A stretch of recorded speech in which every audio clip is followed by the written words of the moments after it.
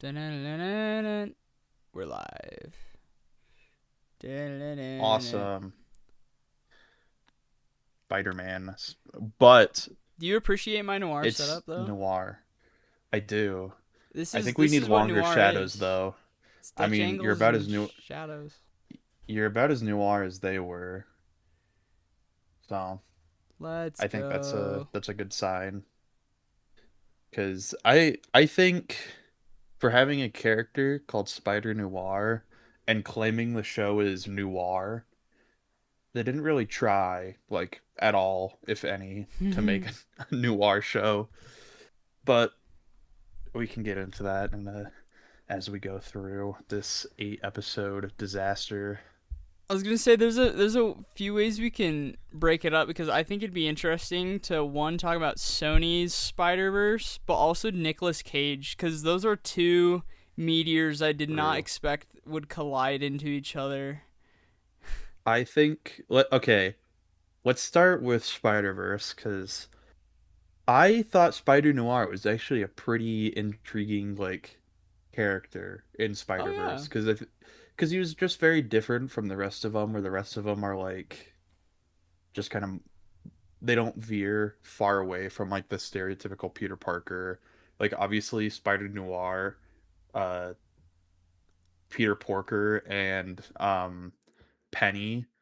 Penny Parker are like I think the three most unique in that show, and I think yeah. that's why they chose him for the main cast. And I think Nick Cage does a pretty good job acting in Spider Verse in both of them. Like I think he's got like character and like he's actually doing something with his voice, and it's just not in this show. What do you think of Spider Verse 2? The Uh, across. Uh, wait. Is I it mean, across? It's into across. Okay, yeah, it's across because the next yeah, one's it's a beyond. cross. Um, I think it's hard to judge a movie that we only have half of sometimes. I mean, I think they do full arcs for a lot of their characters, but um, I don't remember having too many big problems with it. I don't. I've only seen it once, granted, but when I Same. didn't see it when it came out, so I saw it. I think a year after, and the hype was kind of insane, and I just was not very impressed. I really, really like the first one. Not that the second one's bad, but I feel like yes, it feels like half a movie. Um, I feel like maybe it was the Gwen stuff. Not necessarily that it bugged me, but I felt like it took up just an unproportional amount of time compared to like the Yeah. Spot. Oh, also 2099, and this is breaking my code a little bit because I feel like media should really be judged on its own instead of um comics. Like Superman's bad, the James Gunn one. I think it's pretty bad, not because it veers away from the comics, but just because it's like a bad story. But I don't. Yeah. If we were judging like the John Watts Spider Man, it's very MJ is very different. So I guess it'd be bad in that sense. But I actually really like MJ in the John Watts Spider Man movies. So, Hmm. um, but at least for I don't know. At least for Spider Verse, I know Spider Man 2099 a little bit. Like I've played him in some games, and I think he's really cool. I just did. I thought he was honestly one of the lamest and most disappointing parts of the new one. So that's why I'm kind of hoping the next one will be good. But it's a completely different writing team, right, and animating team. And well, it's also hard when it's like this movie's been put on hold how many times now, and it's been delayed how many times now. Like, Yeah. is it getting changed? Is it staying the same? Like, how much? What's going on? From what I heard, they I think it. actually didn't have an ending when Yeah, when I don't know. Across finished. I And don't it's know. like if you need more time, like that's fine. But you had the strikes, and that caused it to get put on hold. And then you had like animators asking for more money. And who even knows if Yeah. all the cast is going to come back because you had that weird situation with Gwen's actress getting married, and then Oh, Haley Steinfeld. Miles Morales' actor was being super weird on Twitter about it, and it's like Yeah, What the I heck? wouldn't blame her if she doesn't want to work with Yeah. him anymore. So, Yeah, that's weird. And then we also have like the Sony in general is just so fun for me because they gave us one of the most incoherent, just ridiculous trilogies ever. You got Morbius, Madam Web, and Craven. Which, and don't forget the 3 Venom films. oh yeah, I haven't actually seen the third one. I don't think I ever will. You're not missing out. I can tell you that much. Well, it's just like one of those things where it's like you have these people making Spider-Man movies based on Spider-Man villains without Spider-Man, and it's like how can you create an intriguing character that is like Venom is a foil to Spider-Man. Like Yeah. that's the whole point. How can you have a foil if there's no character to foil off of? Do you know So, what Spider Man's supposed to be in that one? Because I feel like in one of the trailers for Morbius, they had the Toby suit, right? well, it's But yeah, then it's you'd think it'd be technically Andrew Garfield, maybe? I don't know what they're doing exactly because they're not in the Tom Holland one because there Yeah, was the end credit scene where Venom goes to the Tom Holland universe and but he knows who Spider-Man is because true. he's like oh that's Spider-Man like they see the newscast and are like Spider-Man. So it's like yeah, which one is it supposed to be? I don't Is think it they and know. I don't think they've decided is the truth because they don't want to commit Well, they don't to get to bringing decide someone in. because I think They would they're have to bring in the Tom done. Holland one. Well, that too, but they had a deal with Disney where they could make Spider-Man movies and they couldn't include Spider-Man, but I think they had to include Tom Holland Spider-Man. Interesting. So they would have had to tie it into the MCU somewhat and then probably give a ton of money to Disney or whatever.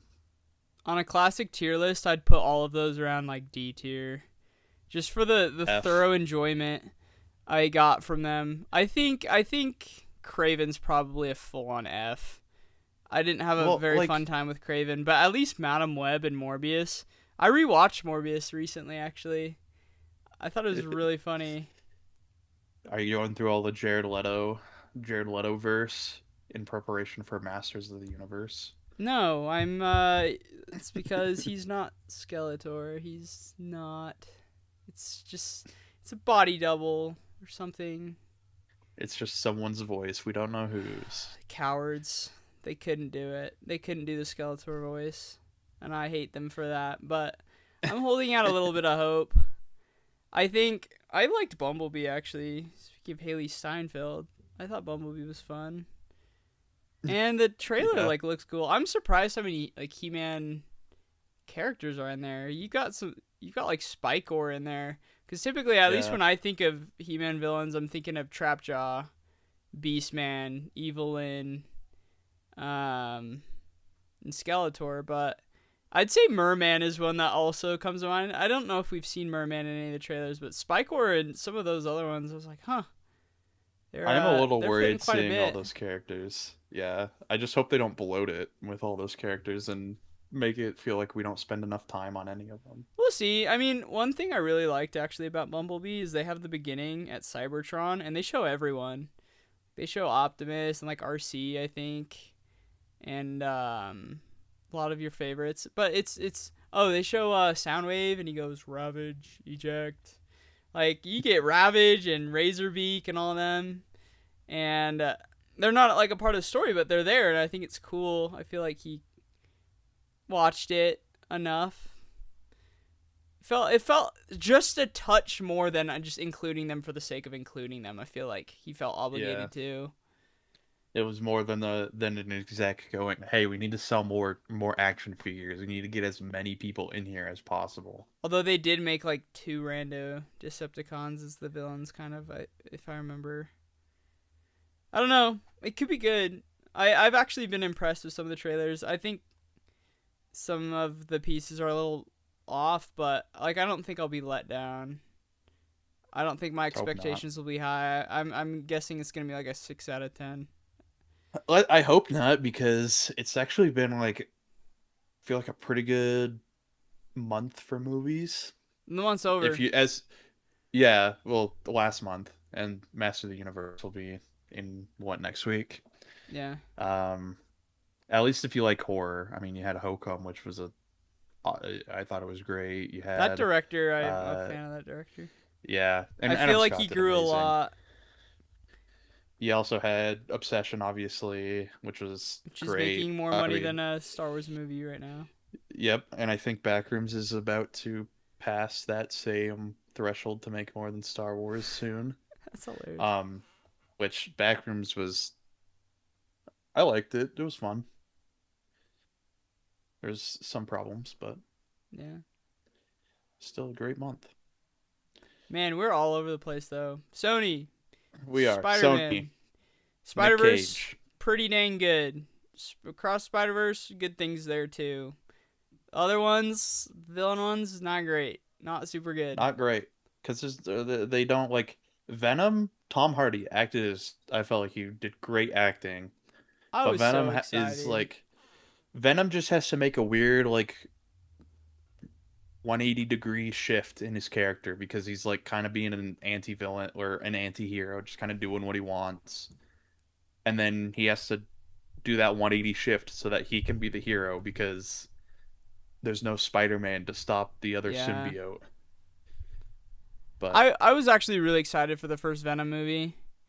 I I think think a I lot of saw people that's the were. only movie I saw in IMAX 3D, or the first one I've ever seen. I actually don't think I have seen one since, but I was like, oh, his tongue came out of the screen. Whoa, He's licking me. it's licking me. I was really upset with Carnage though. I think Carnage is so cool.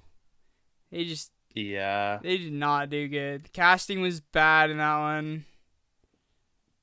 The And Carnage then, fight wasn't even that good. I feel like Carnage is, it's not really one you do at PG-13.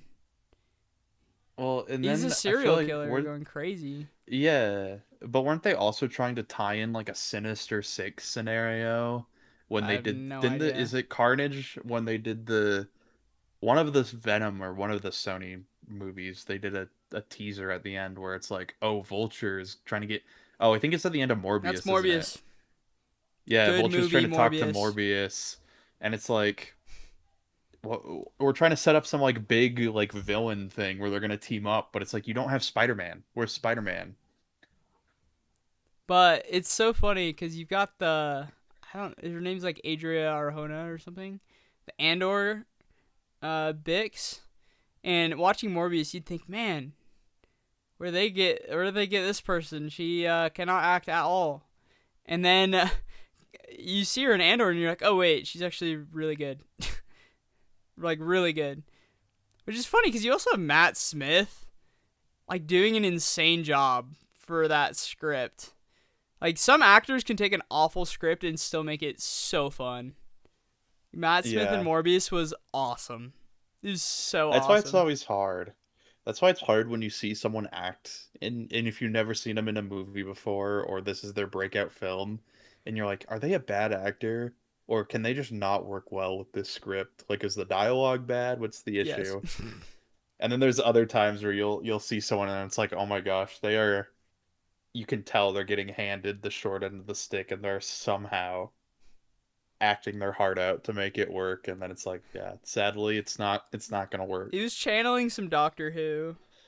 I think he's the only Doctor I watched all the way through, and I was like, man, I think he's happy to be back in that goofy kind of goofy Silly dancing, thing. funny faces. Yep.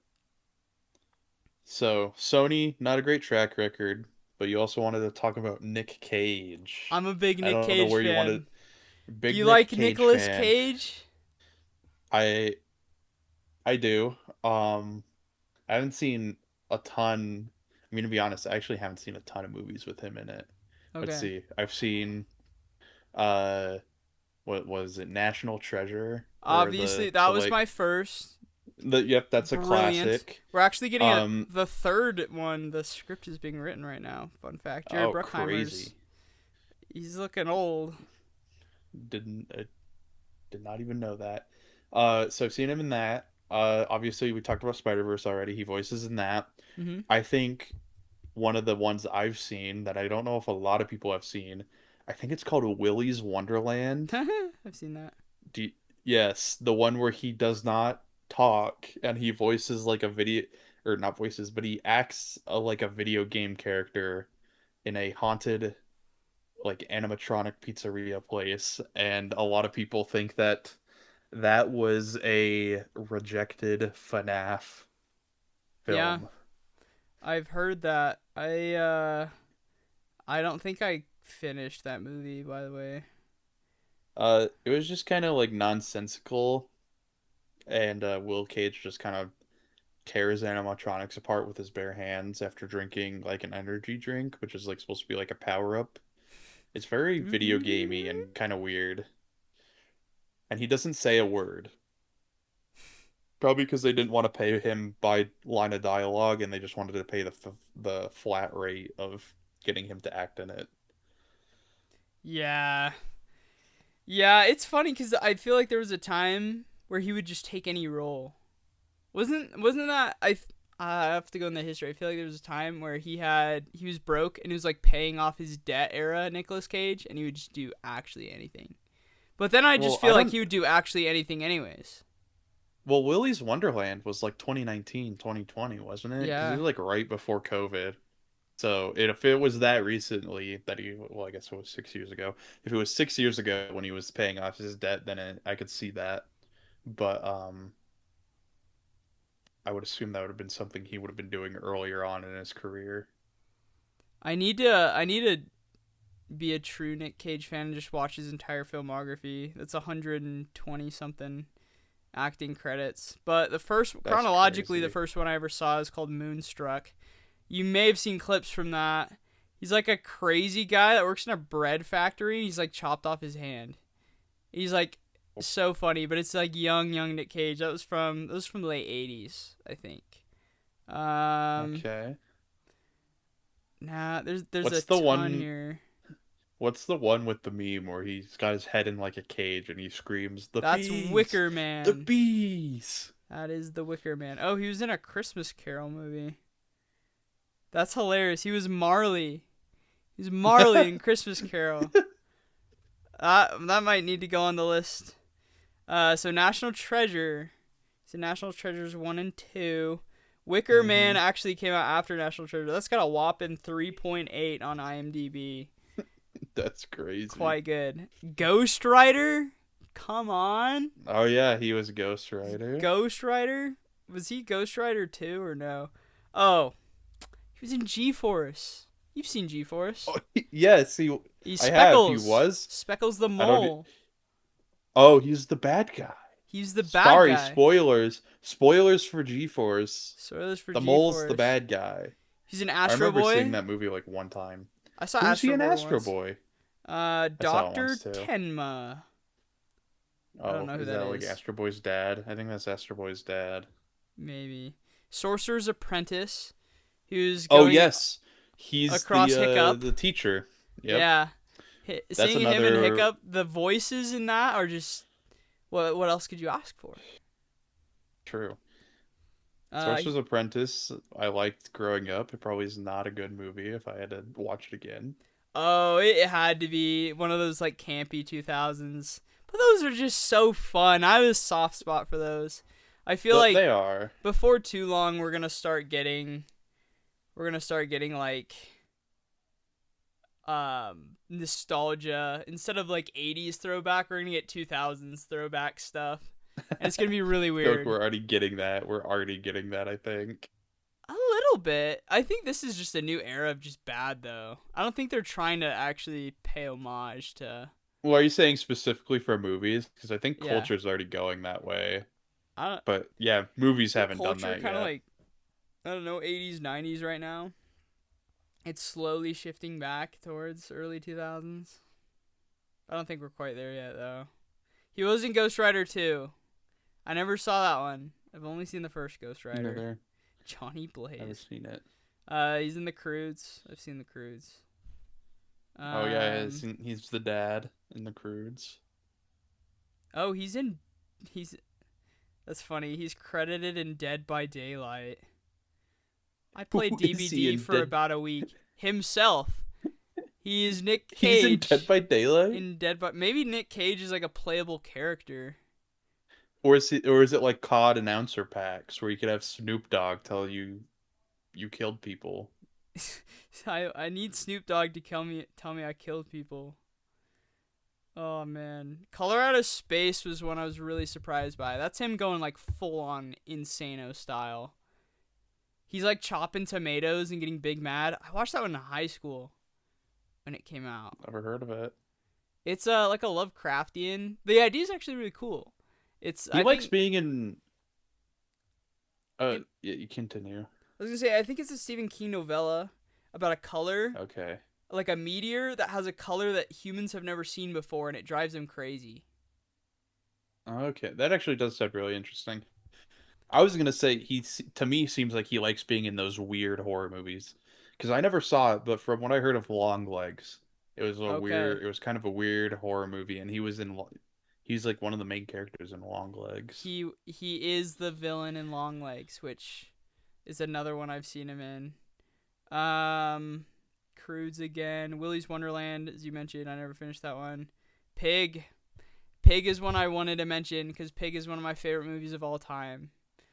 It's like one of the only serious Nicolas Cage roles I can really think of. And it is so sad. But it's really cool. It's all shot in Oregon. It's about a truffle Mm. farmer whose pig gets stolen. And he's looking for his pig. It's Gotta go look so for his sad. pig.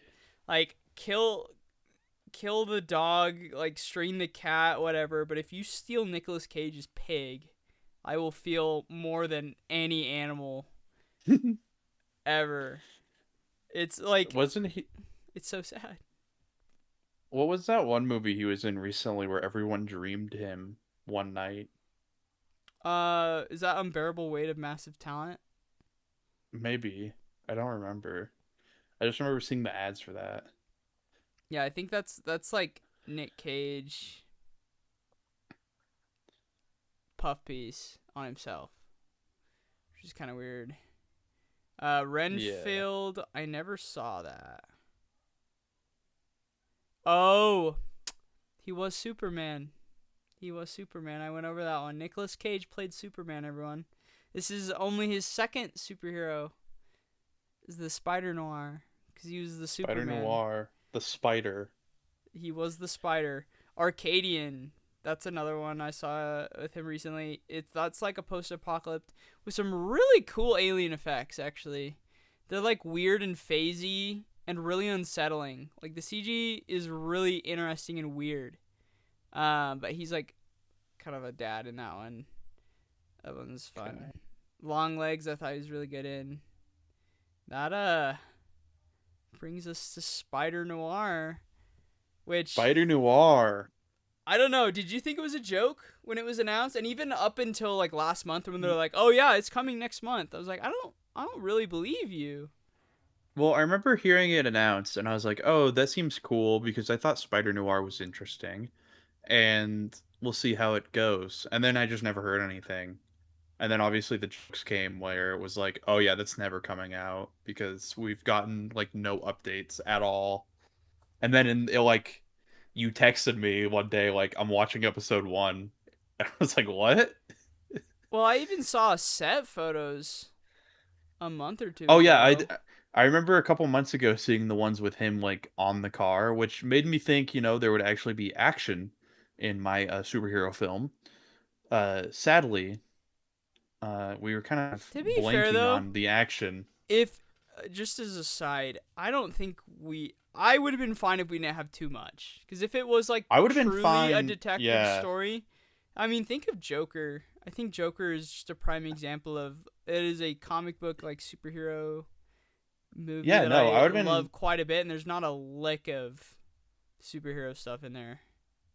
I've been fine with just noir stuff, with just detective stuff, with him like using his powers to like swing around and get in places that he couldn't normally reach as a human. Which they do like about that much of it. So Yeah, yeah, I wanted more action because they did that much of it. but they also did this much action, so I wanted anything really, but they didn't give us that. Yeah.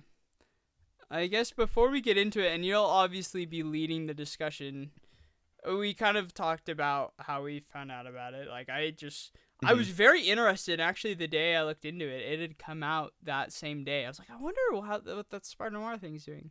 And it came out.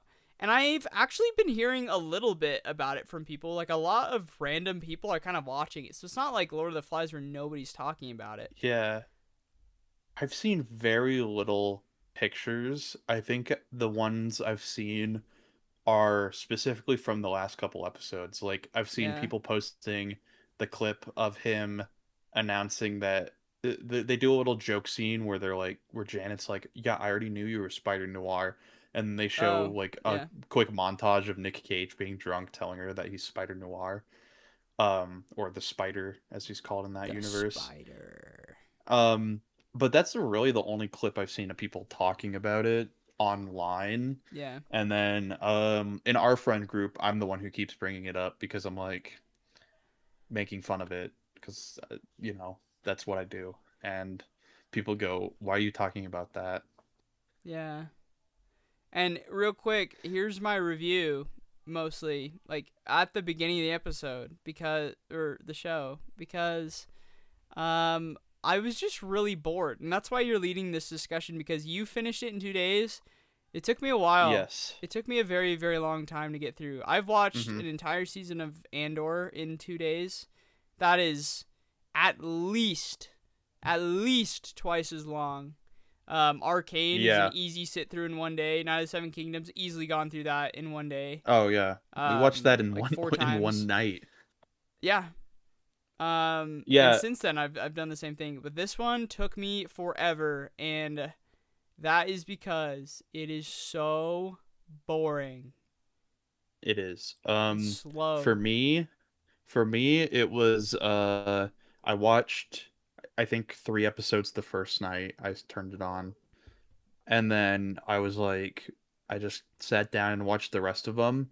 And I was like, I should stop and save like the last 2 episodes for another day. And then I was like, you know what? I got nothing tomorrow. I don't got to wake up early. I'll just stay up late and watch the last 2 episodes. It was like ripping a band-aid off because I was like, I don't want to, I could watch something good tomorrow night. Well, everything I've heard about this has been good, which is kind of baffling to me. And I guess It's, we can break down like how bad, because there's tiers of bad, and obviously I don't think we're very big fans of it. But yeah, I don't know. it's, I, I, I don't know when a good, okay. Actually, I think now would be a good time to do this. So there is another podcast called The Rough Cut, which The Rough Cut is done by Avid. Avid is obviously big for media composer, and this is by the title Rough Cut, a podcast about um like editors, and they talk about editing something. And I there's a very interesting clip. So I saw their teaser for this earlier today, and Yeah. I just had to share it. So I'm going to share my screen, and I think that should share the audio for you. Uh, okay, so this is they had I think 4 editors for this, and this is what one of them had to say about the editing of Spider Noir, if it will play. Was it Well, so? There's they 4 editors, yes. one director, I think there's one director and there's also multiple like 8 writers. writers. There's almost a Yeah, different writer per episode. I think there is actually a different writer per episode, which is another thing I think is an issue. Okay, I think they probably have anti-piracy stuff on this website or whatever. So We're I not can't pirating. actually We're transforming. or maybe it's just unable to load. Let me try it again because it's playing now. Probably interesting. Okay, let's see. It was around here. Let's see if it will work, and if not, then I will just tell you what they said. Oh, here we go. I don't hear anything. It's not coming through. You can't hear it. Okay, I'll just say what the person said. So the interviewer who hosts the show asked what, like, he's like, it's a mix between your like 1930s and your superhero show, like how did you go about like essentially cutting that is what he's asking. And one of the editors says, she this is what she says. She says, "Well, originally we tried cutting it do with slower pacing, like a noir film.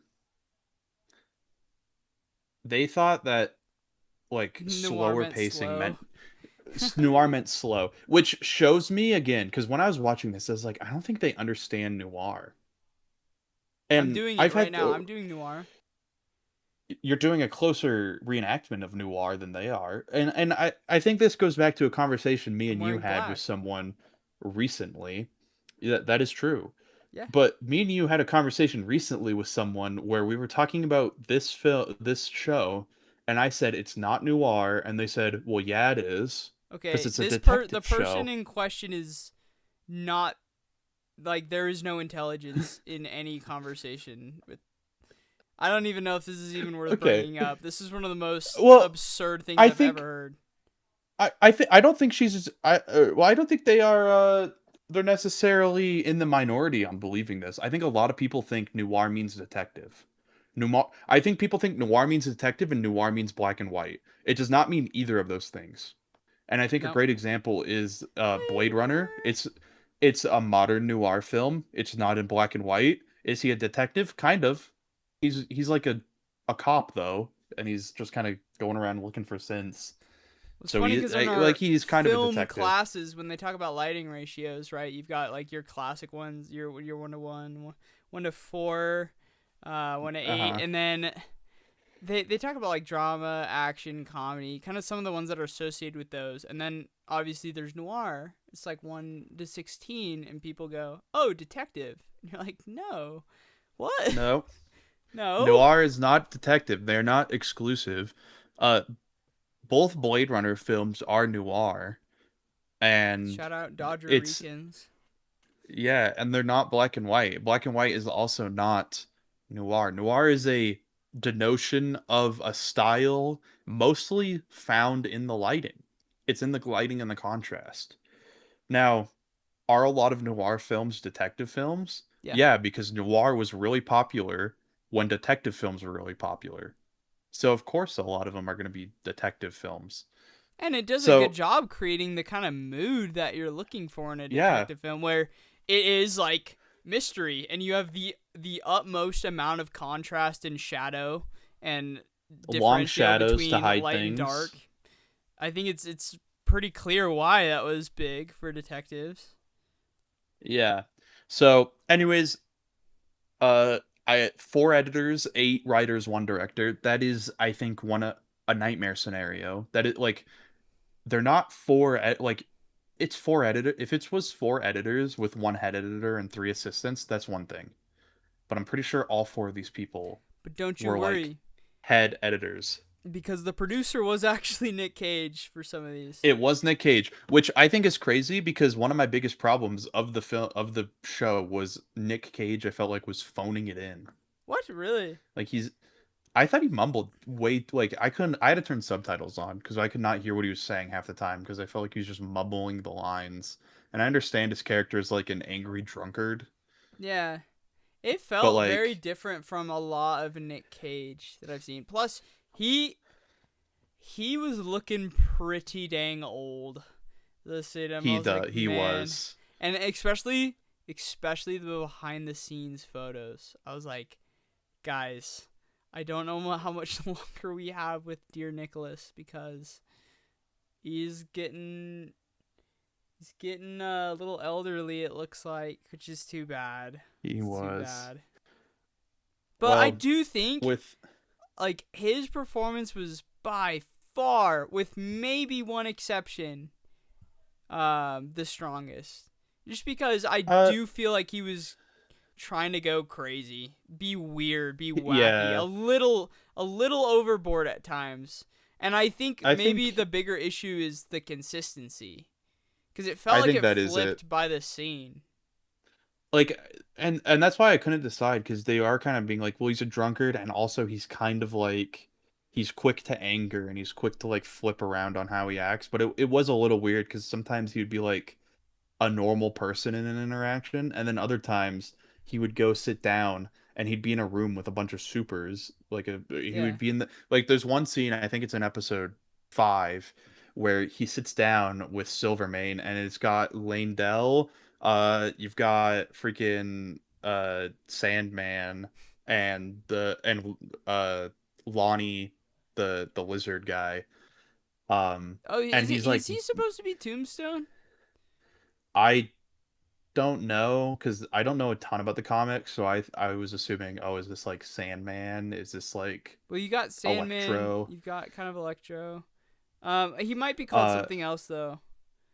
it's Megawatt Yeah. is what he is. Um, but he's like mouthing off to the three of them, like trying to essentially provoke them to attack him, and it's like, why are you doing this? It makes no sense. Like, I don't see why your character would go in here and like act this way.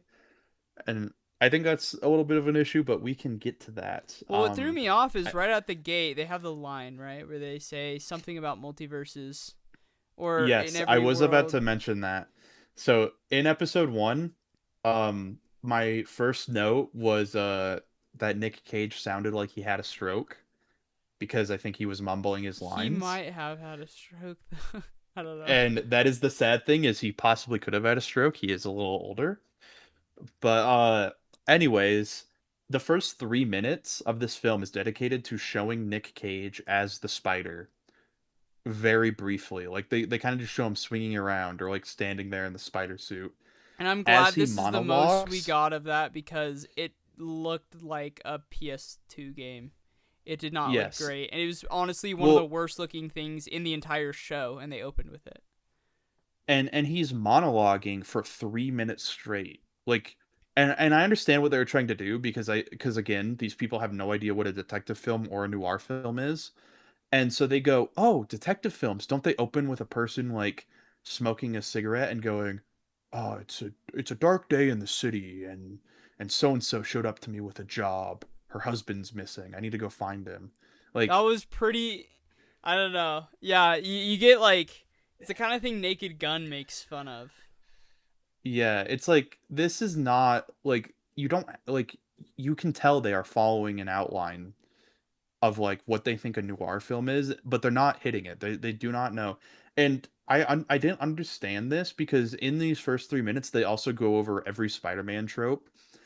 He mentions the multiverses. He goes, "People ask me if I'm from this universe." And it's like, well, are they asking you that because they think you're like an alien freak because you have spider powers, and apparently no one else in this universe has Well, superpowers? Or people. are they That's so meta because people are gonna be asking that too. Because this cannot be the same Spider Noir from Spider-Verse. no, It it can't. cannot. There's no way. He acts way too different. Um, he's also like way worse of a hero. He like In does not really person, accomplish anything. Yeah. They also go over like how he couldn't save the girl, and they do a very similar scene to like their Amazing Spider-Man, where you're looking up and you see Spider reaching out to try and grab her hand, and he misses. they play that Um, clip so many they times play that after this clip. one. They play that clip like I think almost every episode because they play it once, except for in like a couple of them. And this leads me to my second question I had. So, one, why are you doing a 3 minute expo dump? Because I was bored out of my mind for the first 3 minutes. It felt like the first hour had gone by, but it hadn't. But I don't understand why they exposition dumped when they could have just, I don't know, showed a fight scene that, or like literally just show us Nick Cage showing up and like fighting the bad guy as he tries to save his wife but can't, and then do a 5 years later and it's him being a bum detective who's drinking day drinking all the time. So Although I feel like that. we talk about noir, and I don't know if this is exact, um, like a defining thing, but I know I've read this somewhere too. Is that I think one of the key kind of components of noir is just pessimism and just like Yeah, it's I usually don't a know, bleak being a outlook on life. Debbie Downer. Yeah. Typically with both the protagonist and everything else, and I feel like he is that to a weird degree because he's He's like that almost too much of sometimes, and it. then he's just a clown other times. And I Well, I don't feel feel like like those two blend or transition too much. I think it's more like a thing of noir usually deals with heavier subjects. Yeah, So yeah, like here's a good example. Here's a noir that doesn't deal with detectives, okay? 1933, Japanese silent film called Dragnet Girl.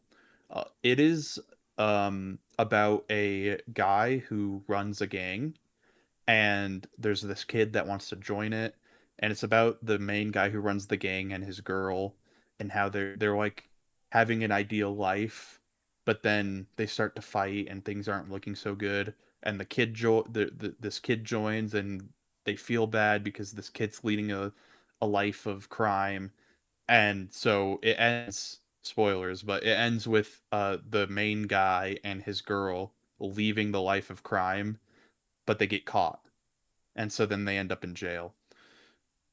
So usually noir is kind of like that, where it's like you're dealing with people who have a bad outlook on life, and they're just kind of like, well, it can't get any better, and it usually doesn't have a happy ending. well, I feel like But it's again, different than the Quaker instant notes. Hey, my wife died. I'm big sad now. It's just yeah, like so so then lazy. it's a question, I think, again of, can you make a noir film that doesn't do that? Probably. Well, also But these people don't understand that because they don't know what a noir film is. think of other Spider-Man shows. I know No Way Home obviously May dies, and that's a very driving thing for the final act. But Yeah, Iron Man dying is a pretty big that's a big factor character in moment. Far From Home, and then obviously Ben is him dying in the first two Spider-Mans. Like obviously death's a big part of these characters, but it's not the sole driving motivator behind them. I think it kind of pushes them, but they Yeah. get past that and they embody it as their character. But this felt like this was kind of the soul. Just I don't know. It felt a Well, little boring. It I wasn't super invested in Riley as much as if they would have gone a little further into what made him I so bleak and yeah. sad.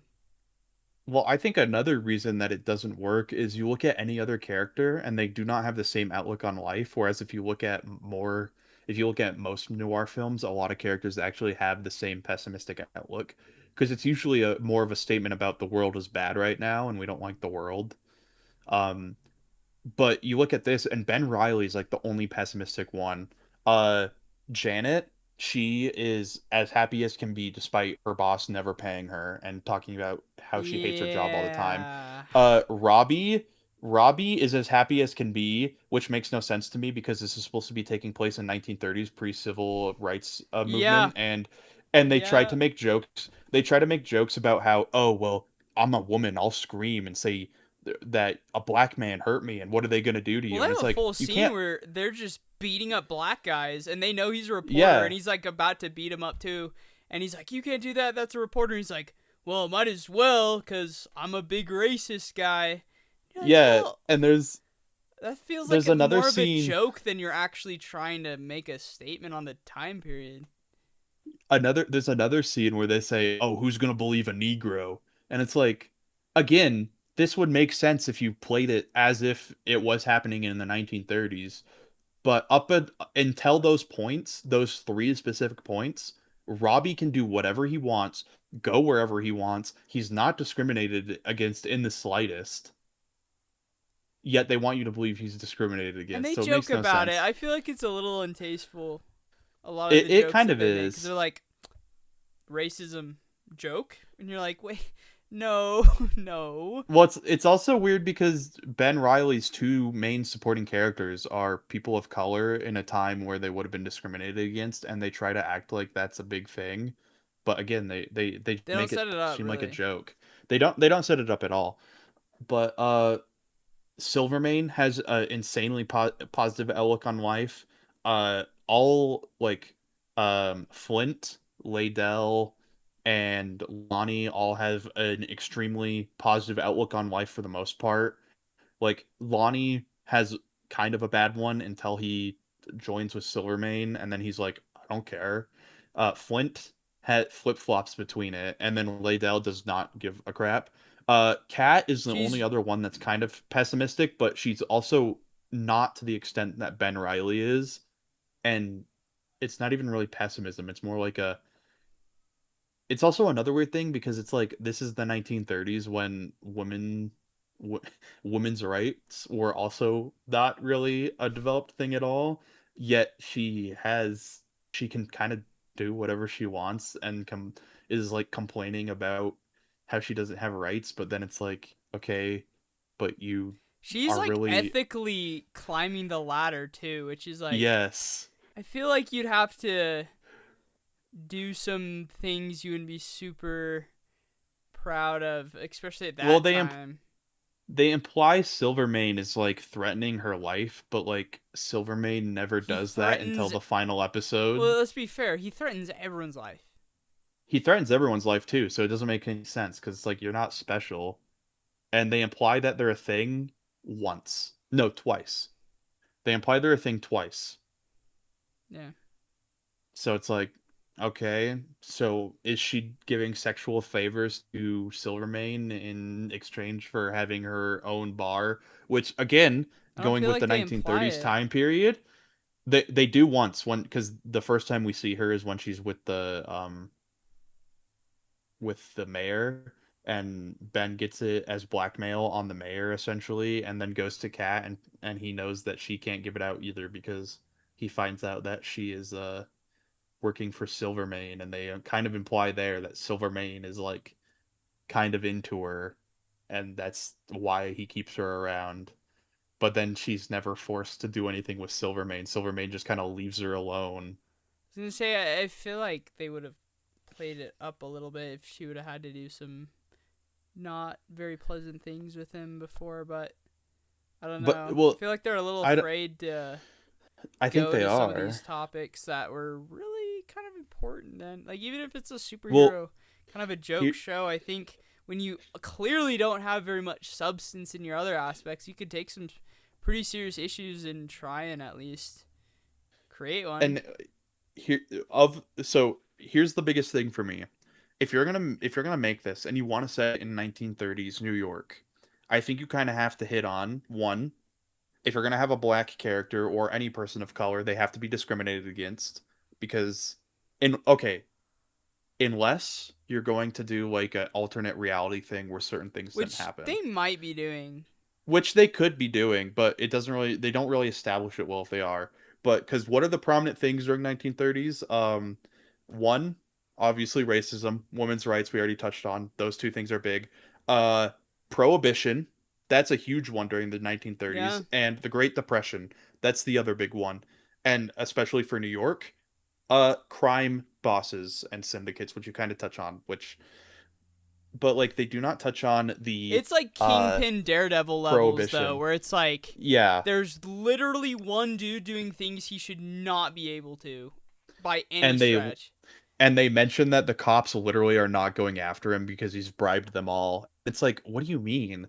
Like the cops were getting bribed by Al Capone, but they're still going after Al Capone. Yeah. They just couldn't catch him on anything because they had no evidence and then they catched him on tax fraud. Like you could have done something like that. You have a perfect example in the modern in the not modern, but in the real world.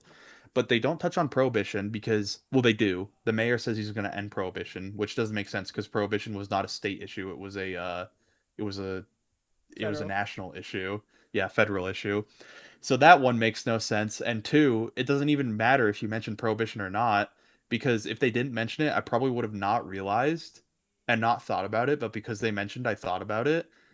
They are day drinking all the time. Like literally everyone is day drinking. They're trying to imply that like Silvermane's bar, I think, is supposed to be like a safe haven where you could go in and like drink. They were called like after hour bars or whatever. where you could like go into a service and go to the secret place where they would serve booze when the cops wouldn't come around. But everyone's literally doing it openly. It's not like underground, it's not hidden. It's like the biggest bar in the state of New York, they imply, the alcove. Everyone knows it. And then also Ben Riley just goes to a ton of other bars to Yeah. drink his sorrows away in the middle of the day. It's like Up this through is the not finale. The prohibition. finale Yeah. is largely inside of a bar. Yep. And then you also, what was the other one I mentioned? Oh yeah, the Great Depression. They mentioned the Great Depression multiple times, but there is never an issue about money. There's never, you never see massive groups of people struggling. The only people you see Including the struggling, reporter who doesn't really have a job. yeah, the reporter who has no job. The only people you see struggling are the black vets, and they use it to try and be like saying it's racist. Yeah, I feel So like that it's scene like was a joke. It was to set it, up it a joke. was a joke. It was a joke about like the slums, and it's like, oh look, all these black people got roughed up by the cops. Wasn't the 1930s crazy? Haha. But It not was the reporter so guy. Can't, weird. don't punch the reporter guy. He has a reporter card. Man. So those are like the main issues I noticed early on.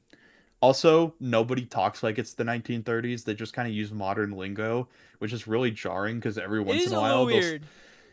well, it's only jarring because every once in a while they'll throw in like a really old 1930s phrase, and it's like, okay, well now you just like pulled me out of it.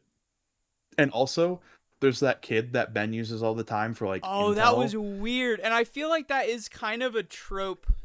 That, well, Not that is a trope, and not I'm of that fine with it. time, but I don't think it was done for any reason other than it being a trope because it doesn't pay off very Yeah. well. It doesn't pay off, but the only reason I mention that is because that kid actually tries to do like a 1930s accent.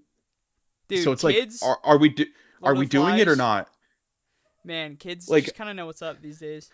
and okay, here's another thing to skip a little bit ahead. There's an episode where Ben Riley acts as a, uh, I think it's as a reporter to get into somewhere he shouldn't be, and he talks like a 19, they're called like big mans, Oh, the he like does 19, so many weird little voice like things.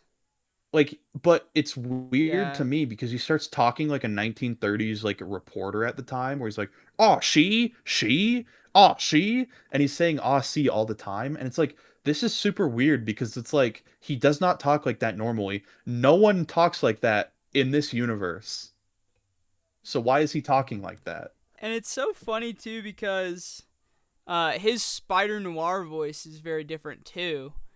And They like to the point modulate where it it's just too. like kind of mumbly and strange. But in the finale, when a reporter's like trying to impersonate him, he's literally just doing a Nick Cage voice the whole Yeah, time. And I'm like, well, and that's really weird because you've just been talking to Nick Cage doing a Nick Cage voice, and you can't hear this guy that's like trying to sound like him that's not him. Is that not a well, I little think weird? A little bit? it is, but I think what happened is they ran into the issue. Have you listened to Nick Cage's Spider Noir and Spider-Verse recently? No, my Because roommate's actually watching it in the other room right now. it's just the Nick Cage voice. It's just Nick Cage being himself, which is fine. I don't have any issue with that. He has But a it very becomes a distinct voice. problem.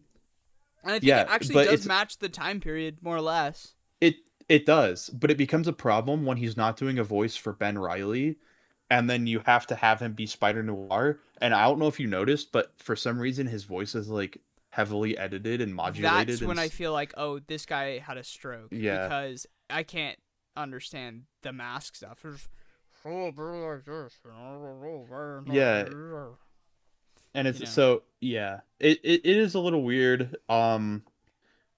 Let's see what other things happen in episode 1 specifically. And I'm glad Uh you're going through these notes because I pretty much from the get-go could not keep it straight. Well, one thing I do kind of appreciate about episode 1 is they do set up Flint Marco's missing. You have your inciting incident really, really quickly. yes. You do, once we get past the goofy stuff, because another issue I had really early on, starting with episode 1, is if you're trying to get this old style, it really pulls me out of it when you're throwing in like CGI and special effects and stuff like that. Hmm. But once you kind of settle in, I'm like, okay, this is good, and we know in the detective story what he's looking for. You've got your femme fatale a little bit, which I guess is another staple of that time, and he's looking Yeah. for Sandman who disappeared, and that gets Hmm. resolved really fast. So at least at this point, I was like, Well, I was way more invested in this first episode than I was in any other episode. I think as long yeah, as this and mystery's going on.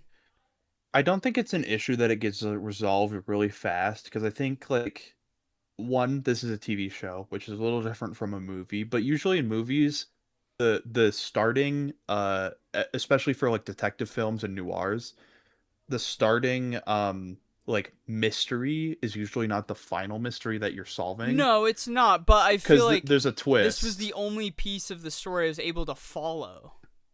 Because That once this one yes. ends, I'm just like, I don't feel like they're really going anywhere. Like, I don't feel like there is a And bigger mystery they need to uncover. Not really. and There kind of is yeah. one in episode 6, like, slash old monster movie montage dream sequence episode, but outside Hmm. of that, I really struggled to find any story. It seemed aimless, and Yeah. that's what I like about kind of older shows and slower pacing, because they are slower paced, but there's there's something going on. Like it plays But into there's the stuff aesthetic. happening.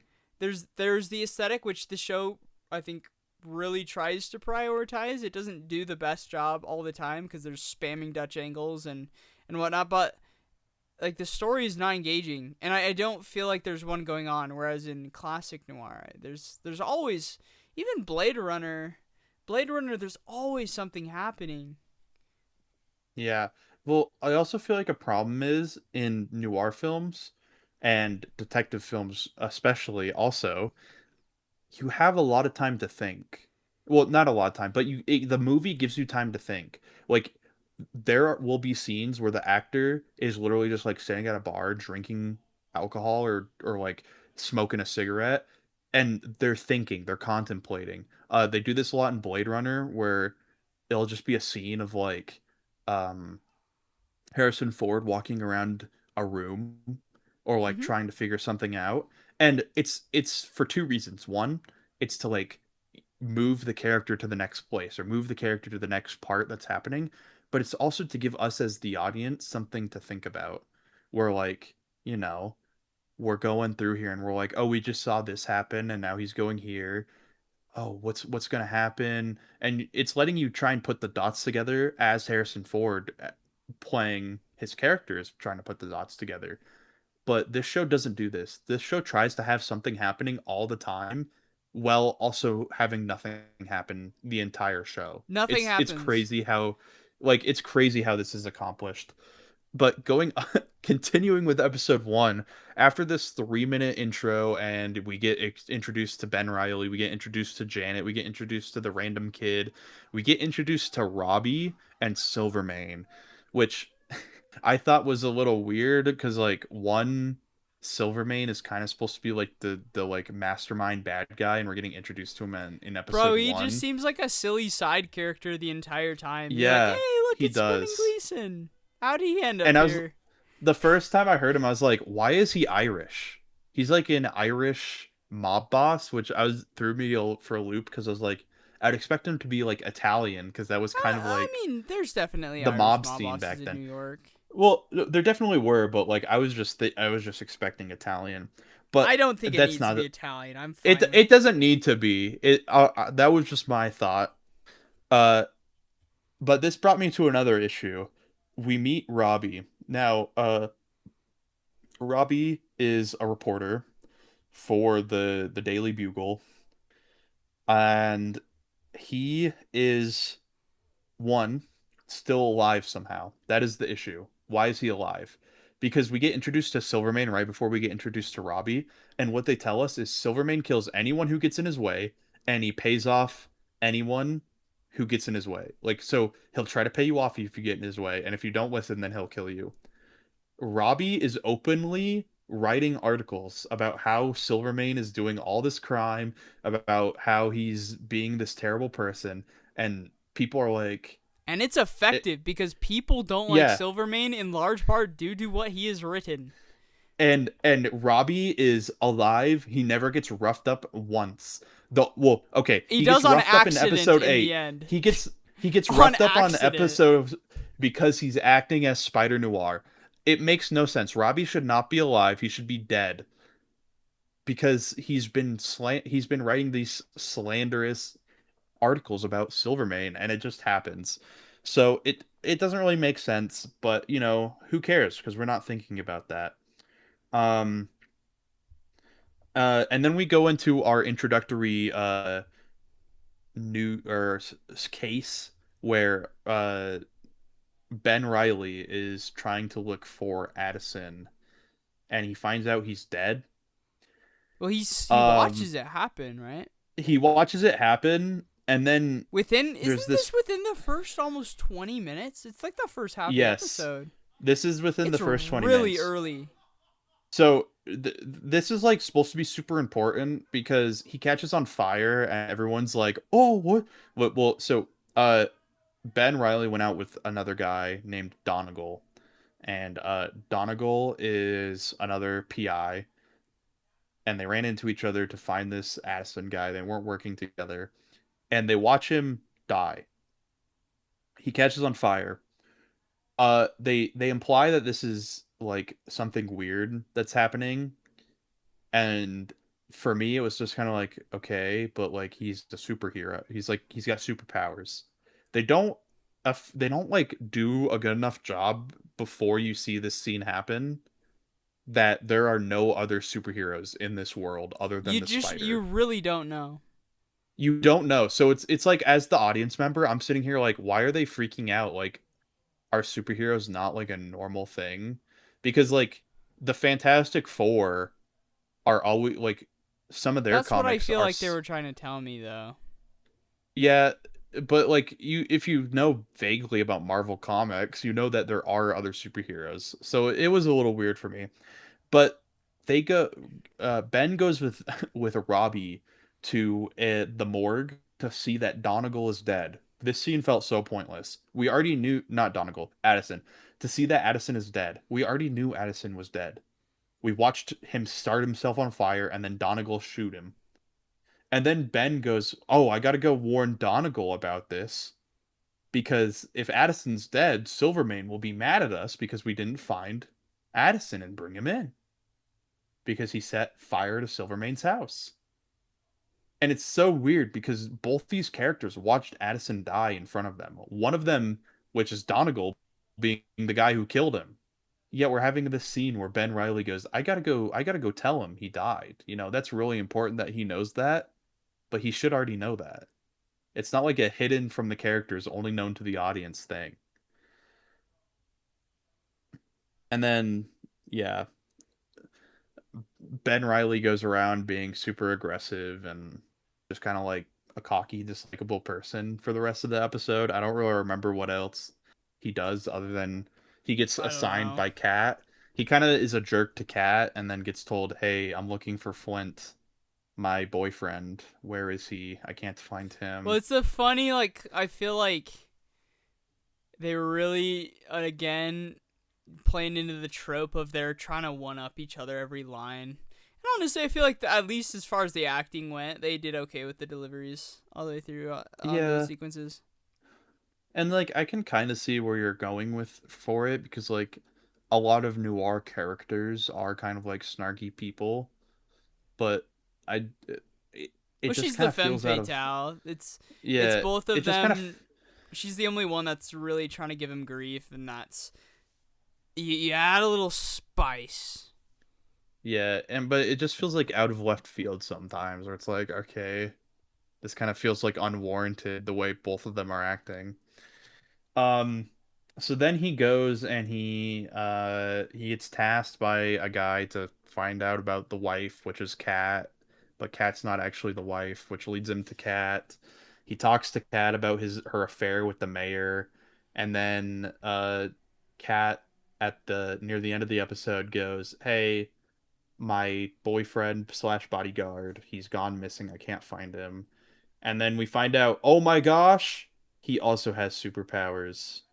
But I didn't really care because, again, I was still kind of like, well, do a lot of people not have superpowers here? Well, And and the that's answer is that was no. one because obviously Spider-Man 3, when you hear the name Flint Marko, you're like, "Oh, Sandman." Yeah, Sandman. That's the only one I knew cuz if they would have said I didn't even know who Silvermane was, but I was like the one name I knew Neither going into did this is I. like, "Oh, I know Flint Marko. That's Sandman." Hmm. And that's why I was a Kind little of. They confused just do a little because, bit of specks on his face. He doesn't really yeah, he just has specks on his face and he can't turn the sand off. And also, he can still use the sand in the rain and water. And, yeah. I just And feel like the and body horror then aspects were not they didn't reach their potential, which is sad. uh, because they tried to play into it where it's like I can't control it, and they also tried to make it seem like the sand was making Flint Marco angry for some reason. Like that was a little weird. I hate sand. Yeah, he was pulling an Anakin there. But so Ben Riley goes and just fights Flint Marco like without his disguise, and like That Cat was sees a this. little weird, but he didn't have his. Cat I think isn't it implied that he hasn't been the spider ever since Yeah. he Well, we find out failed. later. Yeah, we find out later he doesn't even have access to his disguise because he has to go get it from an apartment that he doesn't live Yeah, in anymore. But I was like, okay. And so I didn't actually. It took me until they confirmed that Cat doesn't know he's Spider Noir or the Spider. Because Cat like appears to see them. So they're fighting. Cat shows up and she says, "Stop!" And as she's like there watching them and yelling "Stop," Nicolas Cage, the spider, goes like this, does the web thing, shoots webs out to grab Flint's feet, and then pulls them so that he falls and hits his head on a steel girder. And oh, we I know, forgot about that. and so we know she saw this because she mentions it later when she's mad at Ben Riley. She says, "Well, you hit him with a steel girder." So she saw that he did that, but she does not put together that he is Spider Noir until way later, till like episode 5 or 5. 4. And it's like how could she not know? He was doing it like out in the open. But I think it's that just is episode so silly too. It's like so much depends yeah. on Flint not remembering. There's lots of moments like this where it's like, okay, I see where they needed to be. They needed to get to a spot where they have a fight, and Hmm. they've identified the issue that he can't be identified as a spider, but the issues he doesn't have his suit. So Sandman just hits his head and forgets. Yeah. He's like, oh, But they does don't imply they have the line later, right? Because he's like, does his sand powers make him forget? And she's like, no, but getting his head hit Yeah, that's the does. line. That's the line where it's like she's implying that she saw this happen. She Yeah. knows that he's at fault, but she doesn't put it together. Sandman can't remember, and he disappears after the fight. Like, which is also weird because Kat comes later that episode to be like, "Hey, look, my boyfriend disappeared again. He's missing." And it's like, "Oh, ooh, spooky." And so that sets up our overarching, and by overarching I mean it lasts like 2 episodes where we Yeah. look for Flint. Um, and then after that, we actually never get like another mystery aspect detective thing to Yeah. this.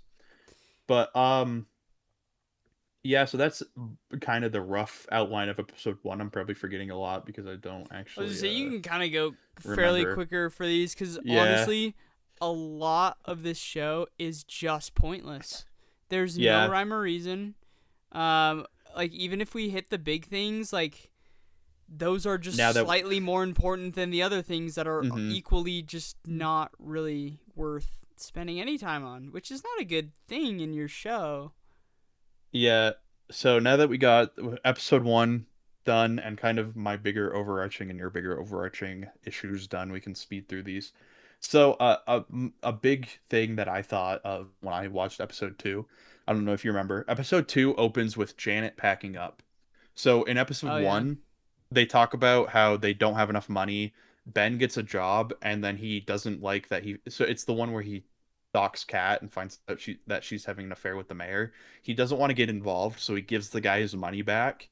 Janet's mad because she's like, "Well, you just gave up like $50, and we've made nothing in the past month." Janet hasn't been paid, so she's packing up to leave because she's like, "We don't have any money. We haven't gotten anything." Um, and uh she decides to actually stay because a guy shows up and says, "Hey, I've got a job for you," but doesn't pay him until the job's completed. But this doesn't make any sense because we've literally only been shown that Ben Riley taking a job does not equal he gets paid Yeah. because he literally gave money back. So I don't know why Janet decides to stay after this. Her character just kind of makes no sense because there She's is none comic there. relief. That's what she She is. she's she is comic relief, but Robbie's also comic relief, and so is Silvermane. Silvermane's also comic relief, She's and so compassionate. She's and there so to is foil him, kind of. so is the little kid. The little kid that Ben hires all the time is also comic relief. Like most characters in this are supposed to be comic relief, so it's like why not just make a comedy? Why are we making a noir? So, anyways, Well, I feel like they are trying to, at times, poke fun at noir, at times trying to be a noir, and at times just trying to be their own show. And it seems like they're having yeah, a, what is it called? Not a consciousness issue, but hmm you can't like figure out what you are. Identity crisis. That's what it is. Having an identity crisis. yeah. I don't really know. And I don't know if that's a result of the writers being all really different, but even the way it's shot, I feel like is really really inconsistent. hmm It is. Well, that was my big thing. The lighting's really inconsistent because a noir is supposed to be high contrast. Yet some shots are more like 2 to 1 or maybe 4 to 1, Especially and later. they're very low contrast. Like Yes. the episode right before, like right when they get into the weird doctor sciencey subplot, when they're outside in the hospitals, it's very very bright. It's Incredibly very bright. bright. Through and But through. so yeah, episode 2, the rest of the plot is Silvermane is mad that Ben Riley didn't, well, not Silvermane specifically, but Silvermane's little henchman, I forget what his name is mad that Ben didn't find Oh, Addison. And so they the kidnap Ben Wesley. Riley. He's the Wesley Yes. to Silverman's Kingpin. So they kidnap Ben Riley and hold up guns at Janet. And Ben just kind of like snarkily goes with them, and then in the car punches one of them and jumps out the car, and then we get this really amazing CGI scene that looks like total dog crap, where Ben's like sitting like this, hanging under the like bridge, He's and Floopy man. It's so and uncanny in a what is definitely trying to look like a stylized 30s thing. I just wouldn't have used yeah. any CG. None. There's no Well, need. here's the thing. You could use it. 1956 Godzilla has great compositing, and they use like not green screens, but they composite out Godzilla into other shots. You just have to find older techniques that make it look more normal if you're Well, gonna they're do like it. using Blender sprites though. You know, Yeah, like that's why it I looks can't see bad. any instance where you could do that. That's different than a composite shot. Yeah. Anyways, the big part of this episode is it ends with Ben Riley going, "I need to get my spider costume." And so he goes and breaks into a person's house, apartment, and steals the spider costume. Breaks into some NPC's house. They're just like, "Oh, that was weird. Broke into my bathroom and Yeah. broke our wall." Which it's They were also funny really weird though. because yeah, it was weird to It gave me me a because bit of a chuckle. it was just weird to me because like why is this what motivates him to be the spider again?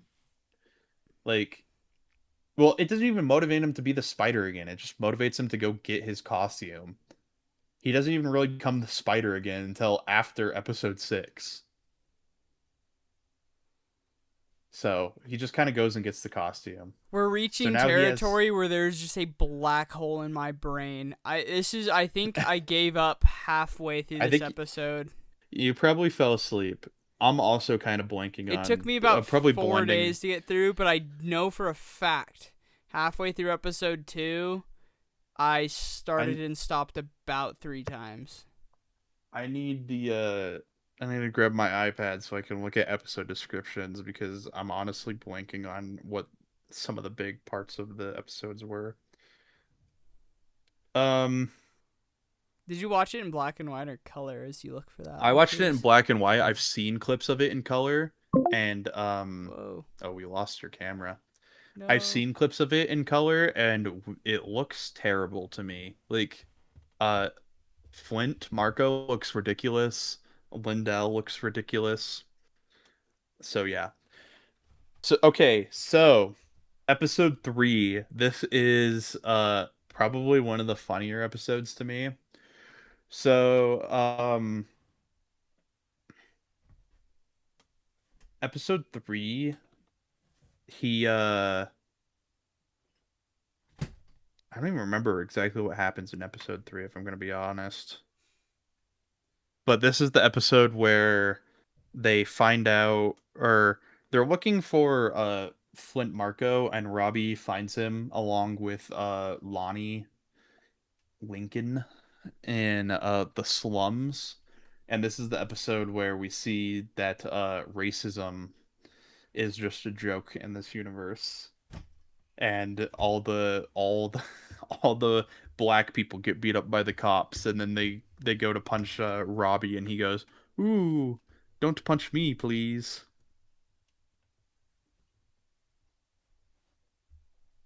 Very curious to see if this works. We'll see. Come on, then. Come on. I have a battery. I think it's just Did the dead. battery die? You threw a few others. I actually have like 4 V mounts. No way. Alright.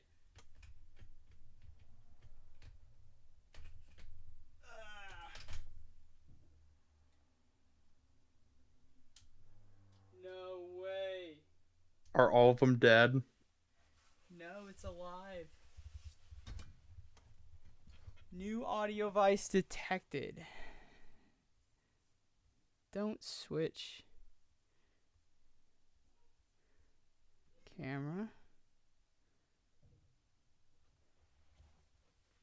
You can keep going through this episode's descriptions if you want. Yeah. I am currently just trying to quickly find.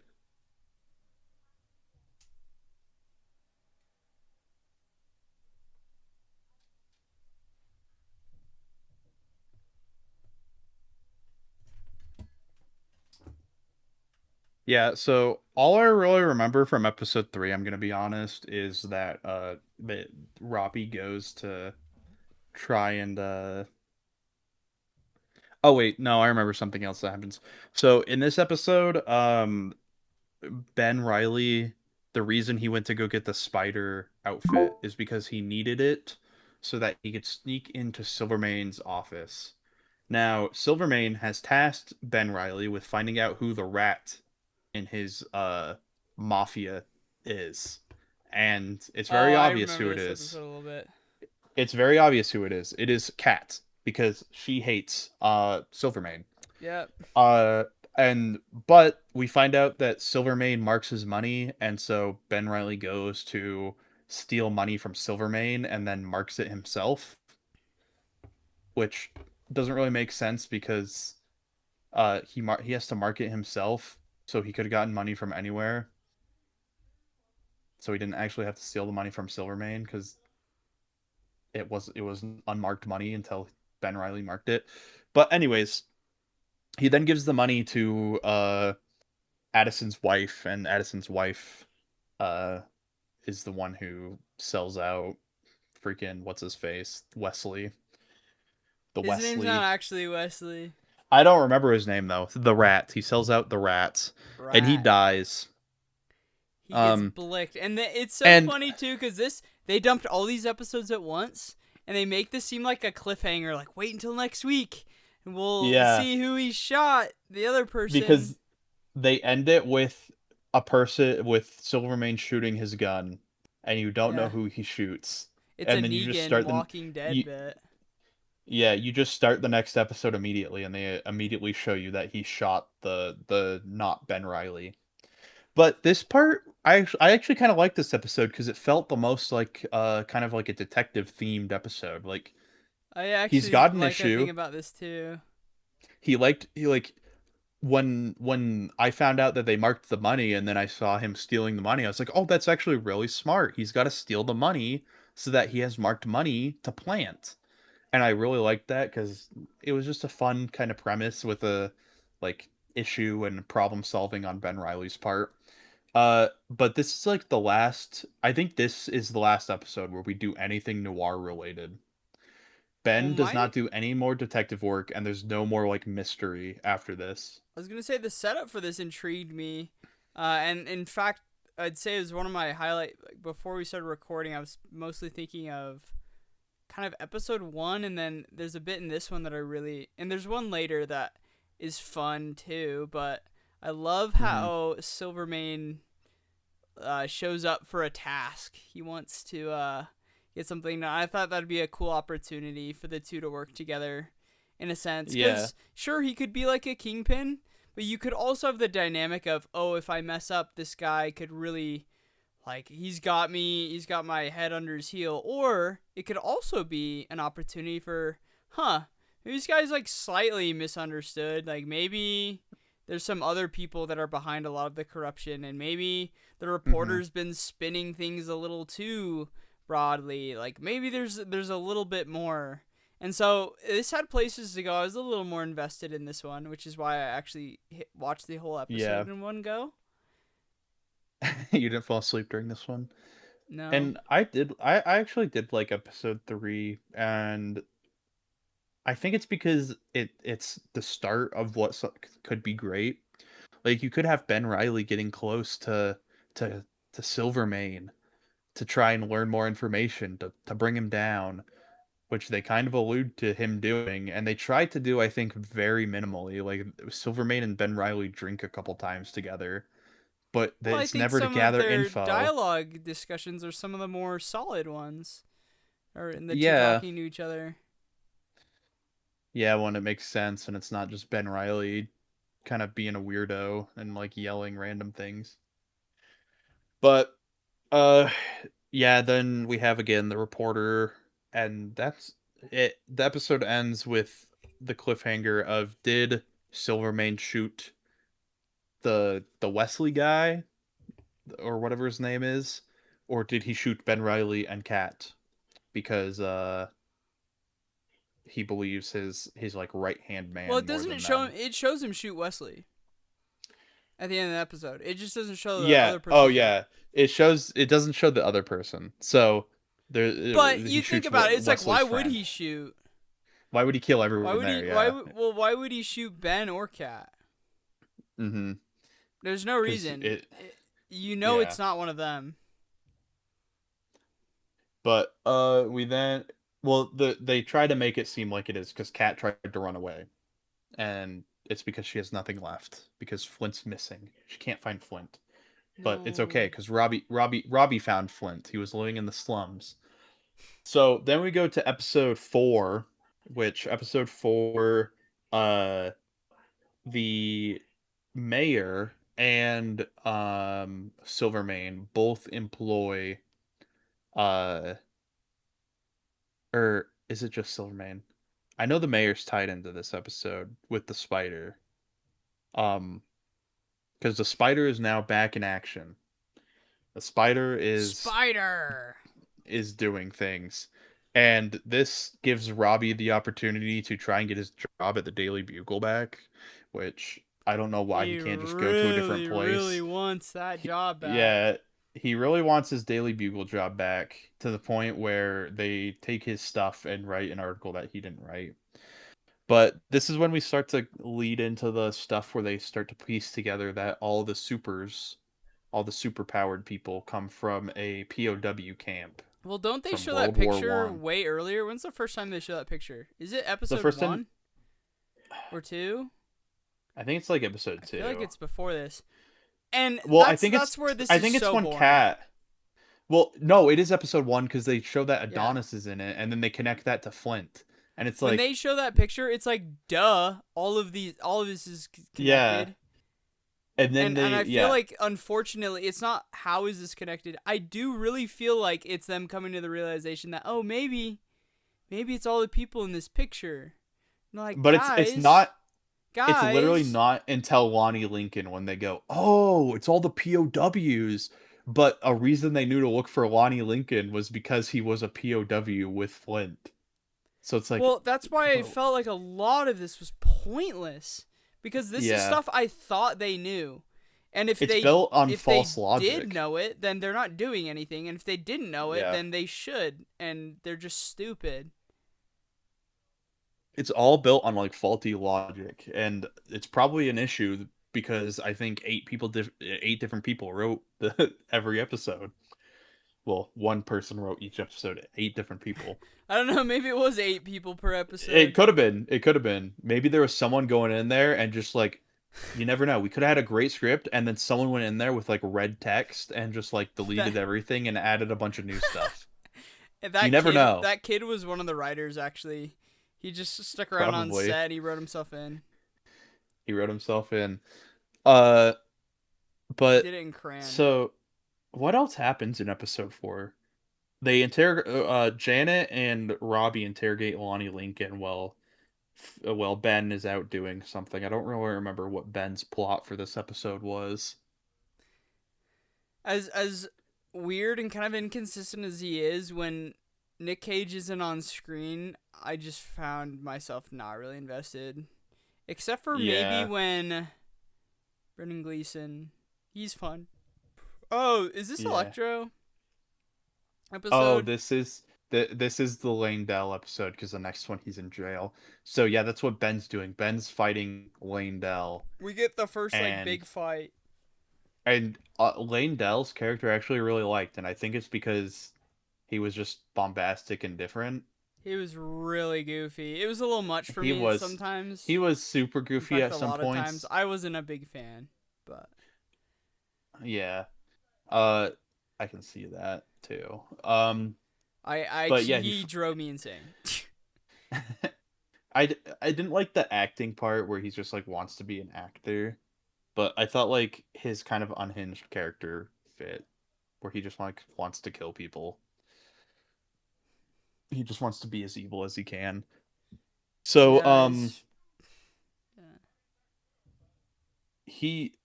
we see the spider fight Lane Dell, and he kind of gets his butt kicked.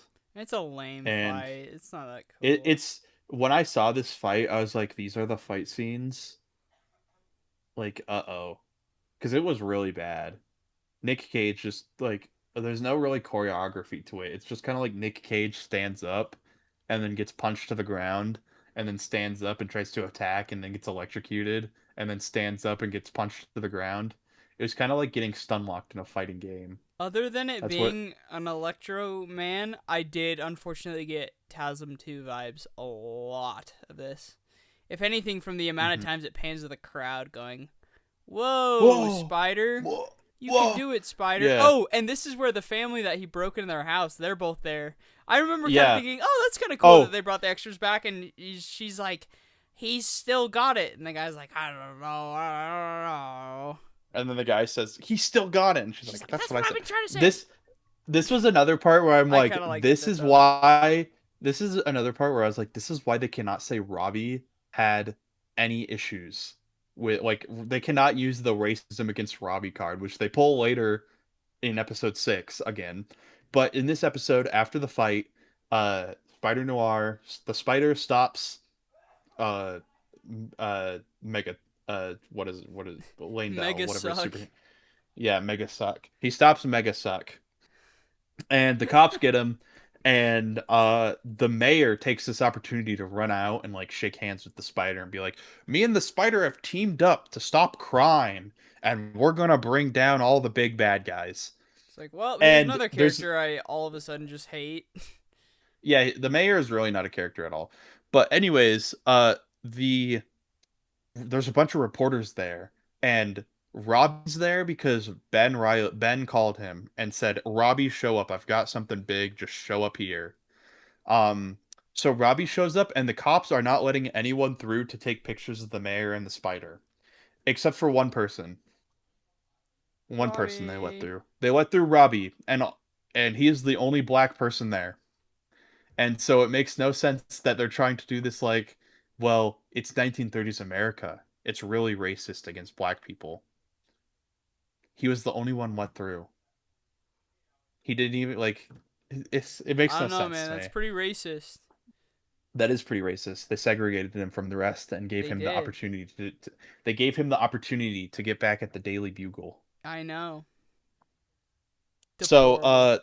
that's kind of the end of that episode. Uh and then episode 5. This is So another now one. at I this think I made it about 10 minutes in. I said, I need another break. Yeah. So in this episode, the main plot is Langdell's in jail. He's kind of being a weirdo, Oh, and Silvermane really grabs weird.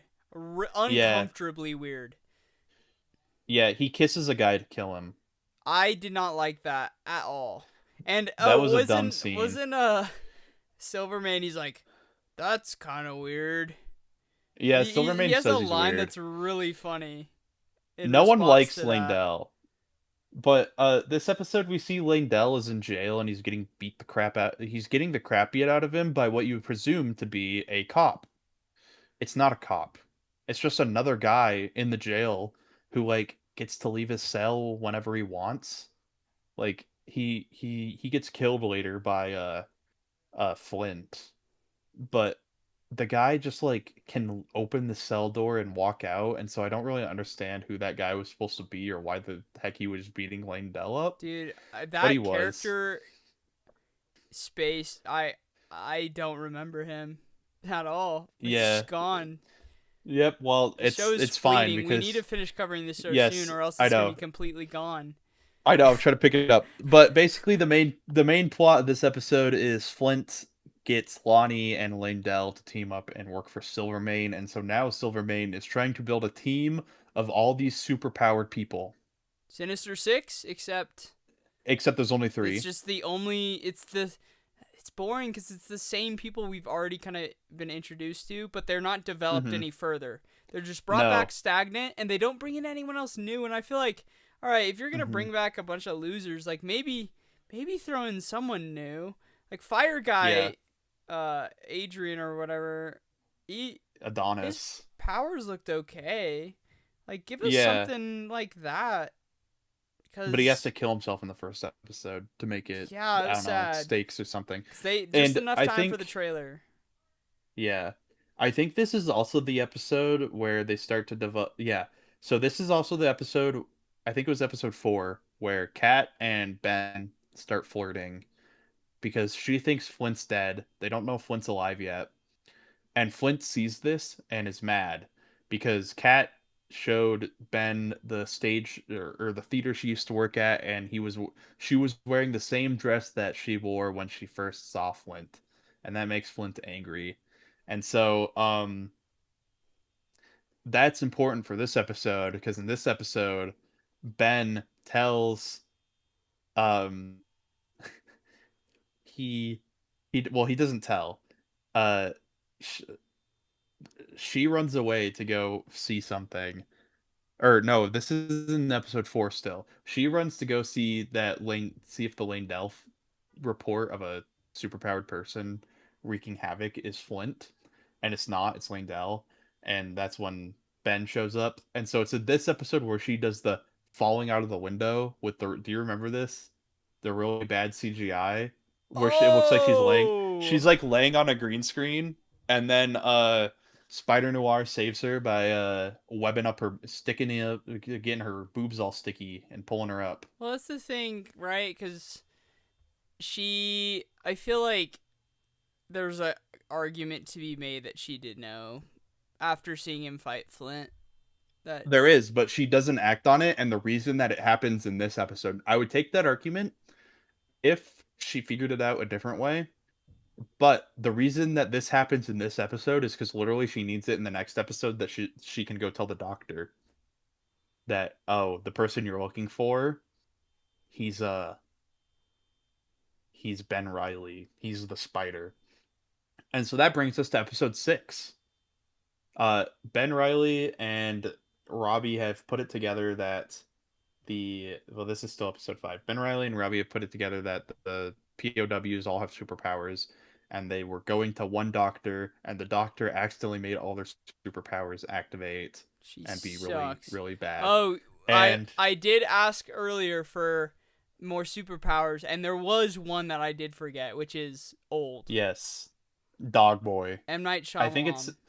yeah, I don't know what he got injected with, but he's just old. His superpower is he So gets old. It's like, all right, Uh, that's cool. so they steal a bunch of documents from the doctor lady, and then the doctor lady, they find out that she just wants the spider because she thinks that the spider is the cure to the superpowers. Uh, Somehow Kat finds that out. I don't remember how. And then, oh, she finds it out from Flint or something, or Lonnie. And then Kat goes and tells the doctor lady, "Hey, the person you're looking for, it's Ben Riley." And then we start Bum, episode 6 bum, with bum. Ben Riley getting kidnapped by a 70-year-old man No, who it's is actually Man a 30 Man. it's actually a 36-year-old man, It's Old Man. No. which so he gets kidnapped by this guy By Old Man. and the doctor, and they she gets taken to like this private lab where we have a freaking like weird dream sequence where Ben Riley just sees a bunch of like spiders coming out of him. He gets his like colon stolen, and No, not my colon. and his No. like liver. He gets a bunch of freaking body parts stolen, They just play and Operation on him for a little bit. yeah, they play Operation on him, and like it's implied that he loses like some of his powers, which is weird to me Yeah, that doesn't because go anywhere. that has not been an issue up till this point, and now it is an issue for episode 6, 7, and 8, where he just randomly can't like shoot webs. But for no rhyme or reason, he can get it back Yeah, just by like and freaking spazzing his arm, just and all of a yeah, sudden it works, and and you're like, okay, ED man. it's also really weird because they go leading up to this episode, Ben has a talk with Kat about how how like unlike Flint, his powers aren't like destroying his life because he watched a bunch of movies. He watched a bunch of movies to figure out how to act like a human. And so he just copies what they do in the movies. And that's implied to be how his like powers stabilized as he watched all Wait, these that's what they movies. do in the show. They just copy what they saw in the movies. Yeah, The 3 exactly. noir movies they saw. The three noir movies they saw, which were probably just random, like they spun a They wheel. they googled top 3 noir movies and I then don't they think they watched did them. because they definitely did not watch Blade Runner, and that would have been up That there. doesn't count. That's not old. That's not black and white. Oh, That's it's not true. noir. It's true. It's not noir. It's not black and white. Um, so they have this talk where he says he can control his powers because he watched movies. And then we fast forward to the doctor who's like, I think that because the spider can control his powers, his blood must be different, and therefore injecting people with his blood will make it so that he can AIDS. survive. Oh, And that too. and so they check his blood, and his blood is exactly the same. There's nothing different about his blood. And then they steal a part of like his liver, and they find out that like the cells are like not destroying each other, and then that somehow makes the antidote How would work. he not give them all spider AIDS? Like it's really Yeah, mixing because blood is not that easy. It's like, "Oh, he has superpowers. They have superpowers, so it's safe." And you're like, it also makes no sense because like not only does his blood or whatever even fix it Morbius did this better. Even it doesn't Morbius. It yes, it does, but also it's crazy because it doesn't just fix the person from like suppressing their powers. It reverts the one guy they used it on. It reverts him to not being Yeah. old, which makes no sense.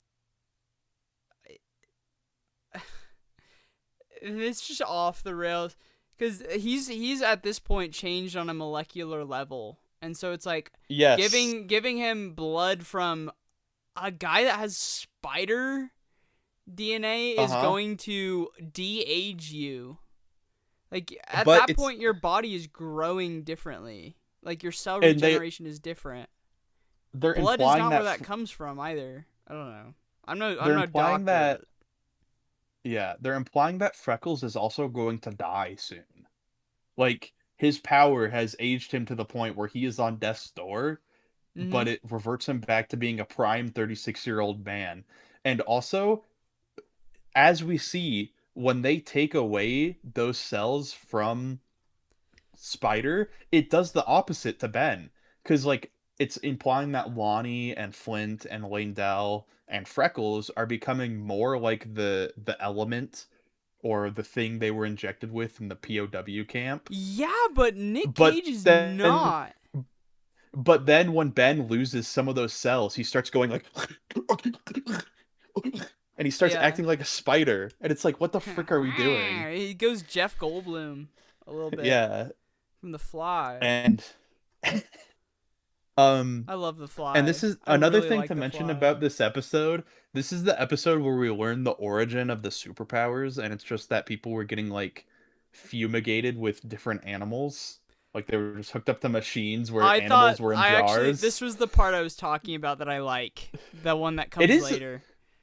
it is kind of a good it's a good sequence. Like it's kind of It's a good fun. idea for like a base of a story if it was Uh-huh. treated better with Doctor Late. Like when he walks in, and you're like, oh, this is cool. Like I'm a fan.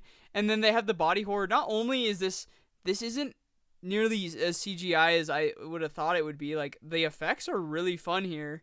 It's Yeah. shot in a The way that's really spider fun and body horror. And the, it s- even though it's not noir, it reminds me. I loved watching.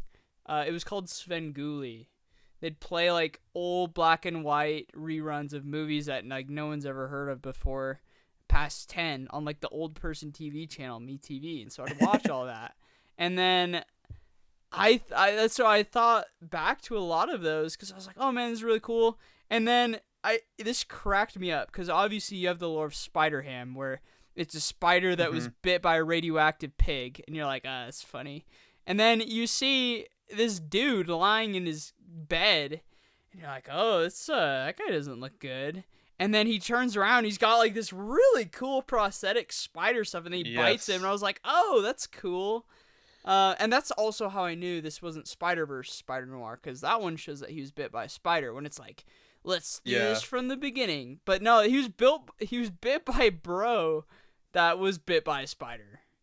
So maybe if Well, Peter Parker he wasn't bites people, he they'll wasn't turn bit by into. the first guy wasn't bit by a spider. He just had spider DNA infused into him, Oh, true, which true. He had a jar that let the essence of spider travel through the yes, tubes. into That's his right. body. So this is another weird thing for me. Now, if it's a sci-fi thing, you can make the rules be whatever you want, but they're like, "Wait, why was Spider able to like harness his powers and it's not affecting him?" But they say that Freckles saw Ben Riley get bit by the guy, and so that's how they knew that he has the powers, and that's also how they knew that that he was different. Like they imply that's like that's how they knew to look for the spider because that's Well, how he got this his this powers. burrs a major issue, which is But a ton of people should know he's the spider. A ton of them yes, just should. all the POWs should know he's the spider, but the only one who does other than Freckles is Lane Dell, And and if you're reading things in the paper saying, "Look, Spider Guy saves Mayor or whatever, or fights Silverman," you're going and saying, "Oh, I know that guy. That's Ben Riley. We were soldiers yeah. together." Yeah, but the bigger issue for me is they say they like Freckles knew that this is how he got his powers, yet they think that he is the same as the rest of them. He's essentially a second generation superpower user. because he got it from being bitten by the guy who was infused with the DNA of He's it. bit by a radioactive man. Yeah, so it's like already he has a different he got it in a completely different way. So there is no reason that they should conclude that his stuff should fix him. But anyways, that's kind of the end of episode 6. It was really boring other than that kind of flashback Yeah, that sequence flashback because sequence was fun. I actually like the kind of acid trip sequence too. That one was kind of fun Is where that he was. 7 though? Oh, that might be 7. I think that is 7 Yeah. actually. I was Where going to he's just kind say of like, when we get there, I like that bit too. okay, so going into episode 7, they finally finish the antidote and Silvermane shows up to the lab because he figures out that she's trying to make an antidote, and she also, well, no, he knows that she knows all the superheroes, and so he wants to find more because he wants to create a superhero like villain team. um and sadly the only other one is Freckles, and he sucks because he just has old, He but has he's no longer old. old. Yeah, he's no longer has old. And while this is happening, Ben Riley is trying to escape by vigorously shaking his JO hand to try and get some little ropes to come out But he so he can does get the make Nick Cage keys. noises. He does make cage noises, and he does get the keys, and then he awkwardly stumbles out, somehow avoiding all of the Silvermane guards and people that are there, while he can barely function his motor skills. Um, This sequence is shockingly disorientating. The and I don't know if we've mentioned this before. The overuse of Dutch angles is criminal. oh And this yes, scene is almost exclusively Dutch, from what I remember. it is. It's It is. insane. It's like watching someone do the student film for the first time, like their first film class, and they forgot to check the bubble on the tripod. They forgot to zero it in, and so the entire film is just like 90 degrees sideways. Well, even when you're taught, oh, you can do a Dutch and it makes things a little uneasy, even if it's just really subtle. It's not subtle, but also No, they they do are it very even severe. on just him. Or they'll just do it when he's in his office, like doing office things. Like there really doesn't seem to be a rhyme or reason to a lot of the Dutch Mm-mm. angles, which There frustrates me really because that's isn't. so fundamental. It's like Yeah, basic stuff. they'll just do a Dutch angles because they want to, I guess. But anyways, Ben Riley escapes and he is pissed. He is so pissed because he found out that Cat sold him out. And also Freckles and the doctor lady die, and they kind of make it seem like you're supposed to care because the doctor lady was like a psychopath, but I don't really care because Dude, the doctor I can't pin lady, down her character at all. I don't yeah, know. because oh, also Freckles was her son. I forgot to mention that. That's like an important character point, but also not because she's only in it for like an episode and a half. Yeah. So, continuing on, that was episode 7. Episode 8 is Ben Riley against the world. I He watched is just this 2 hours ago. he is literally just pissed and angry at the world, and he goes and day drinks at a bar and no one can find him, and Kat is going Janet scared because she can't find him, and Janet slaps the crap out of her, which is actually kind of good. I like that scene. Um for no reason other than that she kind of deserved it. It was But around this also it makes moment that I realized Ben Riley's not a good person. no, he's not. There's nothing in Ben this Riley entire show that has made me think he's a hero at all. B- Ben Riley has a motto this entire show that is his wife told him with with power comes great responsibility. You know, the classic Spider-Man quote that everyone gets told. And his thing is that he wants no power because it means no responsibility. And so he's drinking away at a bar when Robbie finds him, and he's like, "Hey, guess what? I have the antidote, and I don't want to be the spider anymore." And he's saying this after he just beat up a bunch of like guys for saying that the spider is weak, which makes no sense because if he doesn't want to be the spider, why does he care how people perceive the spider? Um, And it's so and funny then too because they're waving around the antidote and I'm like, here's another issue where the writer of this episode was like, why do I have a limited amount of these? And they're like, oh, it's because they nuked the base and the lady, right? Yeah, they So nuked that they couldn't the make base any blew more. up, And so they were they only like, here's have what we need. No more. We need to make it so no more antidotes can be made to raise the stakes. What are we going to do? Nuke lab and the one person that knows how to make stuff. And you're like, well, okay, yes, but also here's my other issue. Does the antidote even work on Ben Riley? The antidote is literally his own cells. does she do anything to them? I feel like she I does don't know. something because it turns clear and his blood is not. Yeah, but it was like his cells taken from like his liver or something. I don't know. I So don't yeah, she know. could do something to it, but like it's majority the majority of it is made up of his own cells, and we've been told in the show is that his stuff, his clear goop is the good clear goop. Spider juice. Yes, his spider juice is the best, and so there's no reason to believe that his own cells would like heal him from being the spider. You don't drink yourself. No, I don't actually. I don't either. I'm not Chris Chan, so Oh. Oh. yeah. Oh. Moving on. So Robbie has a talk with Ben and basically says something like, "I know you don't want to stop being the spider because if you did, you would have drank in that already." Which is a good thing he didn't Lame. because they use that to make like 7 antidote virals or like things, and then they go, "Okay, we got to go stop Lonnie Yeah, how Lincoln, many is a dose? They Flint don't know. Marco." Is one drop Yeah, enough? Also, I like, does it have to be ingested orally? What's the difference between that and on your hand if you are just made of sand? You know? yeah. I don't And know. so they gotta go stop them, and they go fight Lonnie first, and they stab it in Lonnie's eyes after having a quick tussle. This is a part where they flirt. Lonnie and Ben Riley flirt a little bit because Ben Riley gets punched, and he True. and he says, "What are you trying to do? Hurt me? I love the Yes. pain. That's I eat it universal up." flirting. That's universal flirting for everyone who doesn't know. So keep that in mind. They were flirting.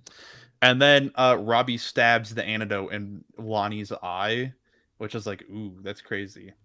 But it's important to note that they also tried to stab Lonnie on the arm, but Lonnie's skin is like reptilian, and so it's like super scaly and hard or something.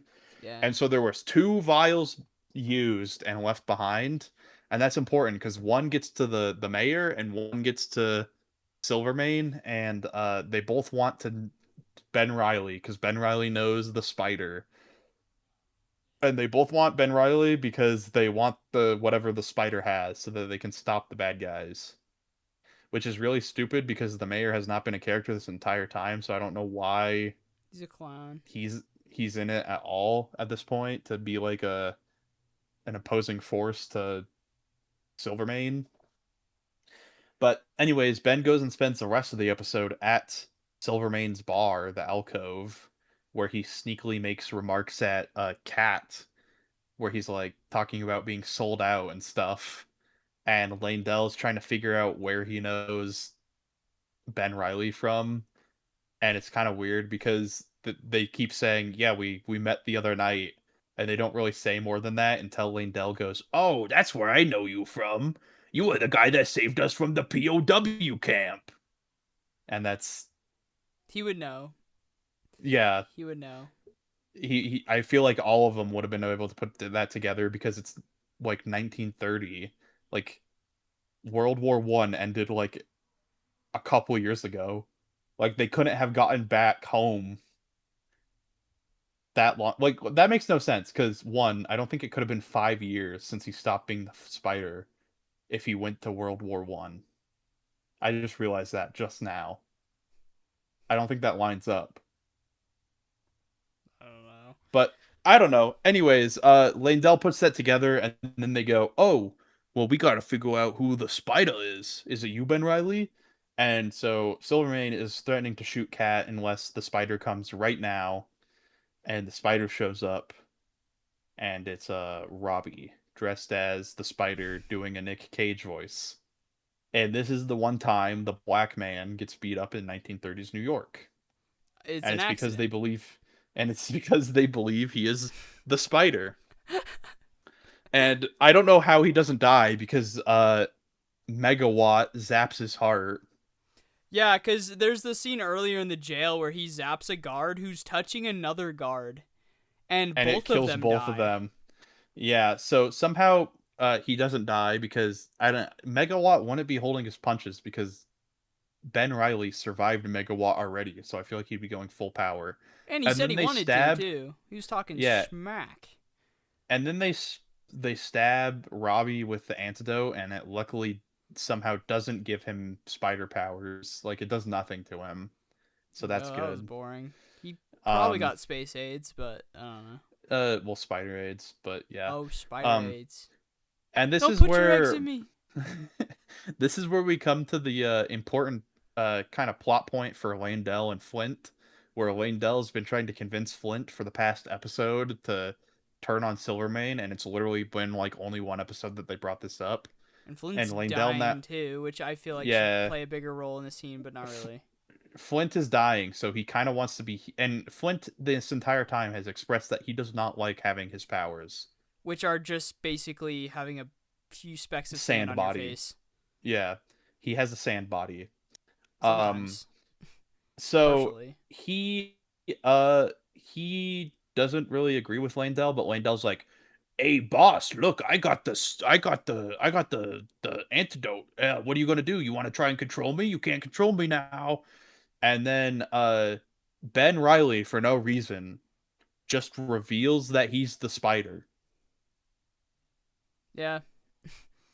Yeah. And In a he cowardly reveals way, like it's not even a character moment. It's just like, oh, when no, all else goes to crap, but also I don't super need to. It's just like kind of at this anti-pivotal moment where it's not even a character choice. He's just like, oh, now I'll do it. Like, he's just bro, like, I want you the could have done vials it to now. save Cat. He could have, and it would have been meaningful. Yeah. You'd have been like, oh, he kind of is a good person. Well, he was going to, but he couldn't get his ropes to shoot out in time, you know? That's And then that's luckily that's the Robbie showed up. writer's fault though. That's not the Yeah. show's fault. Uh so he reveals he's the Spider, which leads to another fight in which Kat starts shooting at Silvermane trying to kill him, and she can't hit the porpoise fat man. And it's so Um bad because he never flinches ever. Not one time. You feel like he'd uh-huh. jolt a little bit, like knowing that someone's trying to kill him and is like He actively just kind of firing rounds. He doesn't even move. It's like, what? Do you think you've seen her pull the trigger 4 times? You think even if yeah. she points it, even when he dies, like she shoots him and he's just like, Mhm. oh shoot, you shot me. I didn't think that would happen. I was like, And then he goes, "I'm whoa, glad it it's was lame. you." He says, "I'm So glad it was lame. you," which I is like felt there's like no he felt reason. it was glad it was her because he didn't try to stop it at all. Yeah. It's like he just had a death So wish all of a sudden. while that's happening, Ben Riley is fighting Landell and Flint, but he can't fight as Ben Riley because obviously then they would know that he's the Spider. So he ducks Very behind the dumb. bar cover and somehow in 5 seconds takes off all his clothes, and I'm assuming he leaves Robbie naked because the Spider outfit is literally He just has like to. is just an outfit. So he a dying black man. He takes all his clothes and puts them on. Commits a race like a hate crime. Yes, he commits a hate crime against the Spider to become And the then Spider. out of nowhere, I was baffled by this. He straight up just tries to kill Flint. Like full on just smash Yes, him with 2 cars. He just kills him. he just I thought he did kill Flint, I did but too. so And you're this like, of part is a all little of the weird. bad guys, why this one? Because he's never like tried to kill any of the other ones, but it's like, No, you are horrible. And like he Flint didn't even try to kill Lonnie, is and kind Lonnie of was the trying to kill one him. that has somewhat of a motivation. Like he's more of a character than anyone else, and he has potential. He has some good in him. He cares for Kat, And dude, I'm like, bro, is Spider is no, the Spider just horny for Cat and he just wanted to kill bro to steal his Well, girl? Like what happened there? yeah, so this is also really dumb because Spider like jumps up on the table and they're trying to make it seem like this epic, like, oh, this is the final battle, guys. Are you excited? But I'm No. not because all the other battles have They're sucked so so bad. far. They're so They were bad. so bad. So I'm not expecting anything great. Going back to you mentioned him being cowardly, and that is something that the writers make Kat say all the time. They make Kat call Ben a coward all the time because Constantly. she's like, "Oh, well, you're supposed to be the spider. You're cowardly," and he just kind of goes, "Yeah, I know." Sure. But I think this fight scene really shows how cowardly he is. But it also makes no sense because again, he tries to kill Flint for no reason. Zero hesitation. Zero hesitation. As Lane Dell is like trying to actively kill him, he turns to Flint. But here's another thing that makes no sense. Flint wants to like not be a super powered person anymore, yet he's trying to kill the spider also just because he's horny for Cat when he kind of should hate Lane Dell, and he doesn't hate Lane Dell until Lane Dell tries to kill Cat. And he's Um easily the most powerful. Like he's the one you want to get yes. rid of. He's the one who whooped him earlier. Uh-huh. And then so Spider saves Flint from dying to Langdell, where Langdell's like crystallizing him after he reformed his sand body. And then Which was the only like Sandman thing he does the whole show. yeah, he doesn't even like make giant like fist clubs, which is probably because they couldn't handle doing that, which I'm glad they didn't try, but Yeah. um he really isn't Sandman. He doesn't even try to immobilize Spider ever at any point with the sand, He's just which could man have been like an sand. easily accomplished thing. There's also okay, there's a scene in this. So Spider gets electrocuted and his mask is like torn, which is very, like Tobey Maguire There's a Spider-Man-esque. lot where it's like they're trying to do Spider-Man Oh yeah. 2. They're trying to do OG Um Spider-Man. uh so his mask is ripped and he's laying on the ground and Dell is killing Flint in the background. And this scene, I would have to see if I can find the scene again, but it's literally just uh it's just like a green screen comp of Nicolas Cage's face over a scene with two characters in the background, Yeah. and it's really It's bad. if you ever thought they were trying to do noir, they've given up completely. Yeah. And then Spider-Man pulls Lane Dell off of Flint, and he doesn't use the antidote. They have two antidotes left. He doesn't use it. Um, Instead, he just flings Landell into an oncoming train and kills him. Yeah, he just murders him, which Uh, okay. and then he saves Flint and doesn't use the other antidote on himself. And I thought no. There's one left, or was right? there only there was only one left? There is Okay. one left because I think Lindell catches it and crushes it. And that's when I Oh was yeah. like, "Huh, I So feel they did like try to save you would Landell, but the absorb it through your writers. skin maybe. I don't know if it needs to be orally inject necessarily. I don't know how this stuff works. Well, I mean, Lonnie got it injected into his eyeball, so Although your eye, I mean, people that do drops of drugs, like your eye is a way to ingest things. yeah. But he got But a syringe stabbed in there. yeah, He would be blind. he would So be then blind. we go to we get the fight scene and then we get to see the resolution. Robbie has his own paper company now. Silvermane's dead. Cat and Lame ending to Flint. Silvermane. I don't know if I expressed that yet, but that Yeah, sucks. no, He it wasn't is. much of a character, but he's more of a character than the rest. And rip my boy, Mr. Gleason. You did a good job Hmm. with what you were Cat given. and Cat and Flint Marco are married, and it's they go to Silvermane's funeral for some reason, which makes no sense. But Kat and Flint are back together and they love each other. And Janet and uh Ben reopen their private investigation and Janet puts her name on the freaking PI thing for some reason, even though she's just a secretary. Nelson and Murdoch. And yep, and then we watch as Ben goes to Silvermane's funeral to crash it and to make sexual remarks towards Kat for no reason. Where he just kind of is a dick to her and still salty about her not choosing him and selling him out to the doctor woman. And this is to me what shows that Ben Riley is just a terrible person And did not grow this entire show. and did not grow this entire show, and he is just the biggest coward ever. Yay! If you're a coward, I you don't won't know. change. Moral of the story. Moral of the story is even if you have superpowers, you won't change. Even if you did try to change. People like Because this for show 5 seconds. a They lot. do. I don't know Um, why. I was gonna I've say I also need to only watch some seen clips of it in reviews. color. I've only seen clips of it in Interesting. color too. So I think people are watching it in color, which I think is probably worse because it probably just It makes the looked bad. CGI even worse. Amazon was having issues with that, so when I tried to watch it the day it came out, it wouldn't let me watch it in the true black and white, which is interesting if that truly was their original format. Well, I think it was because I don't know if this is true, but I heard that Nick Cage is the reason there's a color version, and he said that there needs to be a color version because kids these days won't watch something in black and white. I think the only reason people are watching this is because of Spider-Verse.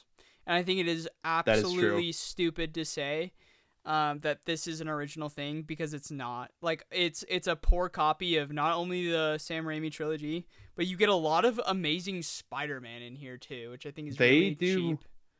they You do get a ton of Spider-Man references. I don't think we touched on that enough. you get a lot of Daredevil Mhm. references, and I feel like you get a lot of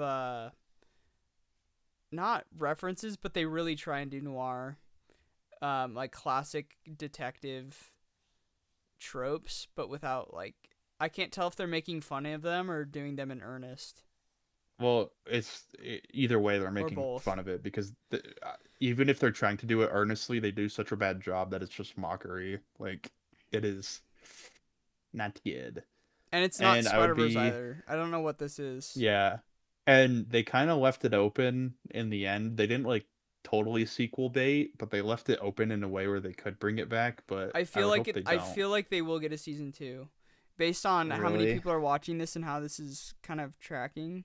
I I do, think and it's I bet number it was 1 on cheap. Amazon. It is. Do you know Let me what the see what budget it is?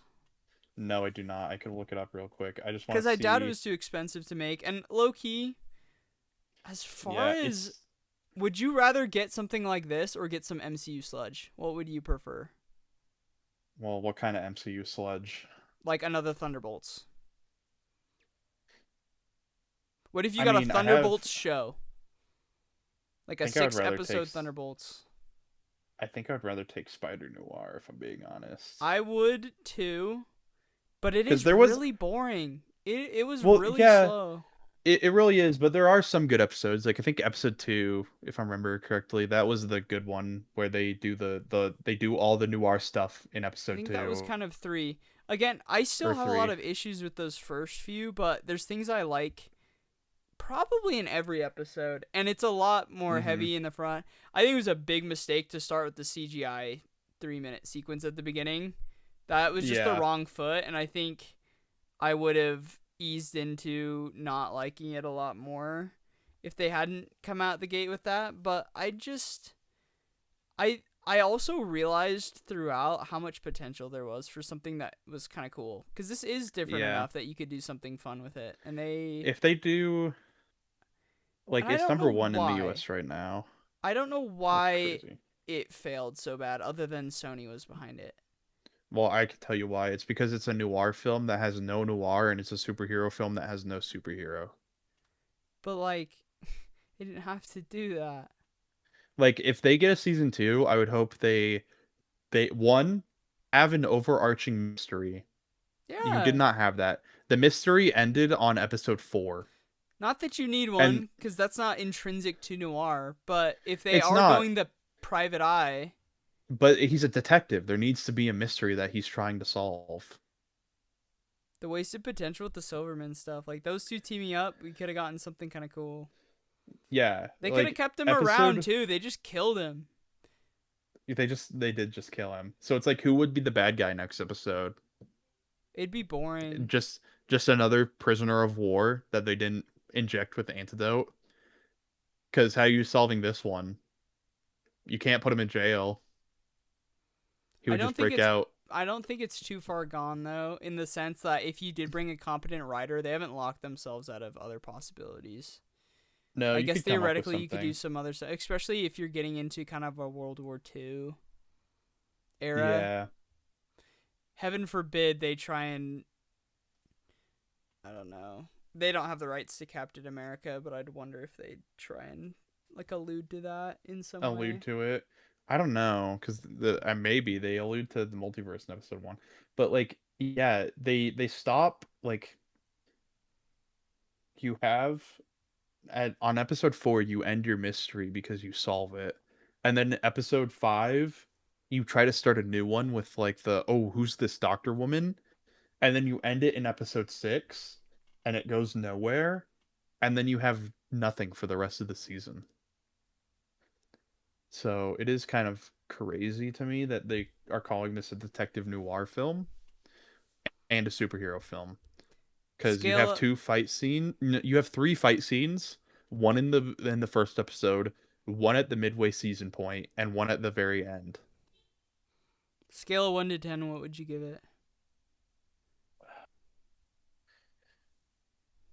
Maybe like a 3 or a 4. I'd give it a 4. I don't think it's 3 levels of It bad quite it's yet. It doesn't break the it's not the worst multiverse. thing ever. And there's things that I Yeah. kind of like about it, which would put it right above. Like if it was balanced, if it balanced the good and the bad, I'd put it at a 5. Yeah, it's not the Um, worst thing ever. it's under a 5, but 3 you're getting Mm-mm. into like Falcon Winter Soldier. 2 you're getting True. into um I don't know, maybe Endgame is a 2, and And then then one 1 you're you're getting at into Wonder Loki Man. Multiverse of Madness. Nah, Wonder Wonder Man. Man's a 2 or a 3. Wonder Really? You think Man Wonder Man's a No, 2? Wonder Man's a 4 probably. I'd give it You a think 4 Wonder Man's a 4? just for the sake of it not breaking everything. You have to remember how Okay. bad like Loki destroys everything that came before. Like Wonder Man's just bad in and of itself, but it's not Well, necessarily doing yeah, hyper I guess that's damage to the true. universe. Yeah. Well, it's like also where do you go with this? Because it's like again, like yeah, you could bring up a new bad guy, but It's I just think they a need to lean more into the noir detective aspect and less into further the muddying up the Sony's just where they're at. Cuz I think yeah. they're just spraying shotgun. Like they don't know, they're throwing everything at the wall to see if it sticks, and things kind of stick with no rhyme or reason. Well, They don't know where to go. They don't know what's successful. yeah, and I wonder if part of the reason that they release this now is in like a month we have Spider-Man Oh, easily. uh coming Easily. out. We have the movie coming out, and I think they only wanted to get ahead because they're like, well, if we release it now, then it can't get stomped out by Tom Holland Spider-Man. Well, there's also So, the hype for Tom Holland yeah, Spider-Man, there's the hype for Spider-Man right now because and there's a they're new movie coming poaching out. it just a little bit. Hmm. But then again, you get Nicolas Cage bits, and I do like some Nicolas Cage, and I think I do. You said he was phoning it in. I definitely think there were times, but I feel like he was having a lot of fun with it. Maybe it was Um, just because there's just I just didn't know what he was doing half the time. I just felt like his character was flip flopping, and it was like kind of like what the heck are we doing here? But when he does his little voices or his impressions, I was like, yeah, it's Nick Cage for you. Just going wild, true, but not great. Not great. not a great, not great at all. Fits our title flop And shot pretty good. it does. It flopped. And, you know, we'll probably get a season 2 at I don't some know. point. I don't But know if that's a probably. I just like wouldn't be surprised. With a lot of things, especially It would stealth Marvel or drop even again. Star Wars, I'd just be like, yeah, that one's done. This one is like, I don't know. I really don't. It could go either Yeah. way. It is, that's the mystery at the end of Well, the I day. think okay, here's the thing. It's a Prime exclusive. It's number one in the US right now. I bet Amazon's making a decent amount of money Yeah. off of this, so I wouldn't be surprised if they push for another one. Can Nick Cage do another one? I think that's the question one. Um, and I think the other thing is does it stealth drop? Because I saw no marketing Probably. for this. All I saw was they had like Met Gala pictures where Spider Noir showed up to the Met Gala, Well, as I and that like to was it. say, has Prime ever done a good series ever? And after this new one, the answer is still no. Not one. Not a single show. Not a full That is series. great. What? You didn't like Boys? You didn't like The Boys? You didn't Da like two boys. seasons of content being stretched out to five? Da Crazy. boys.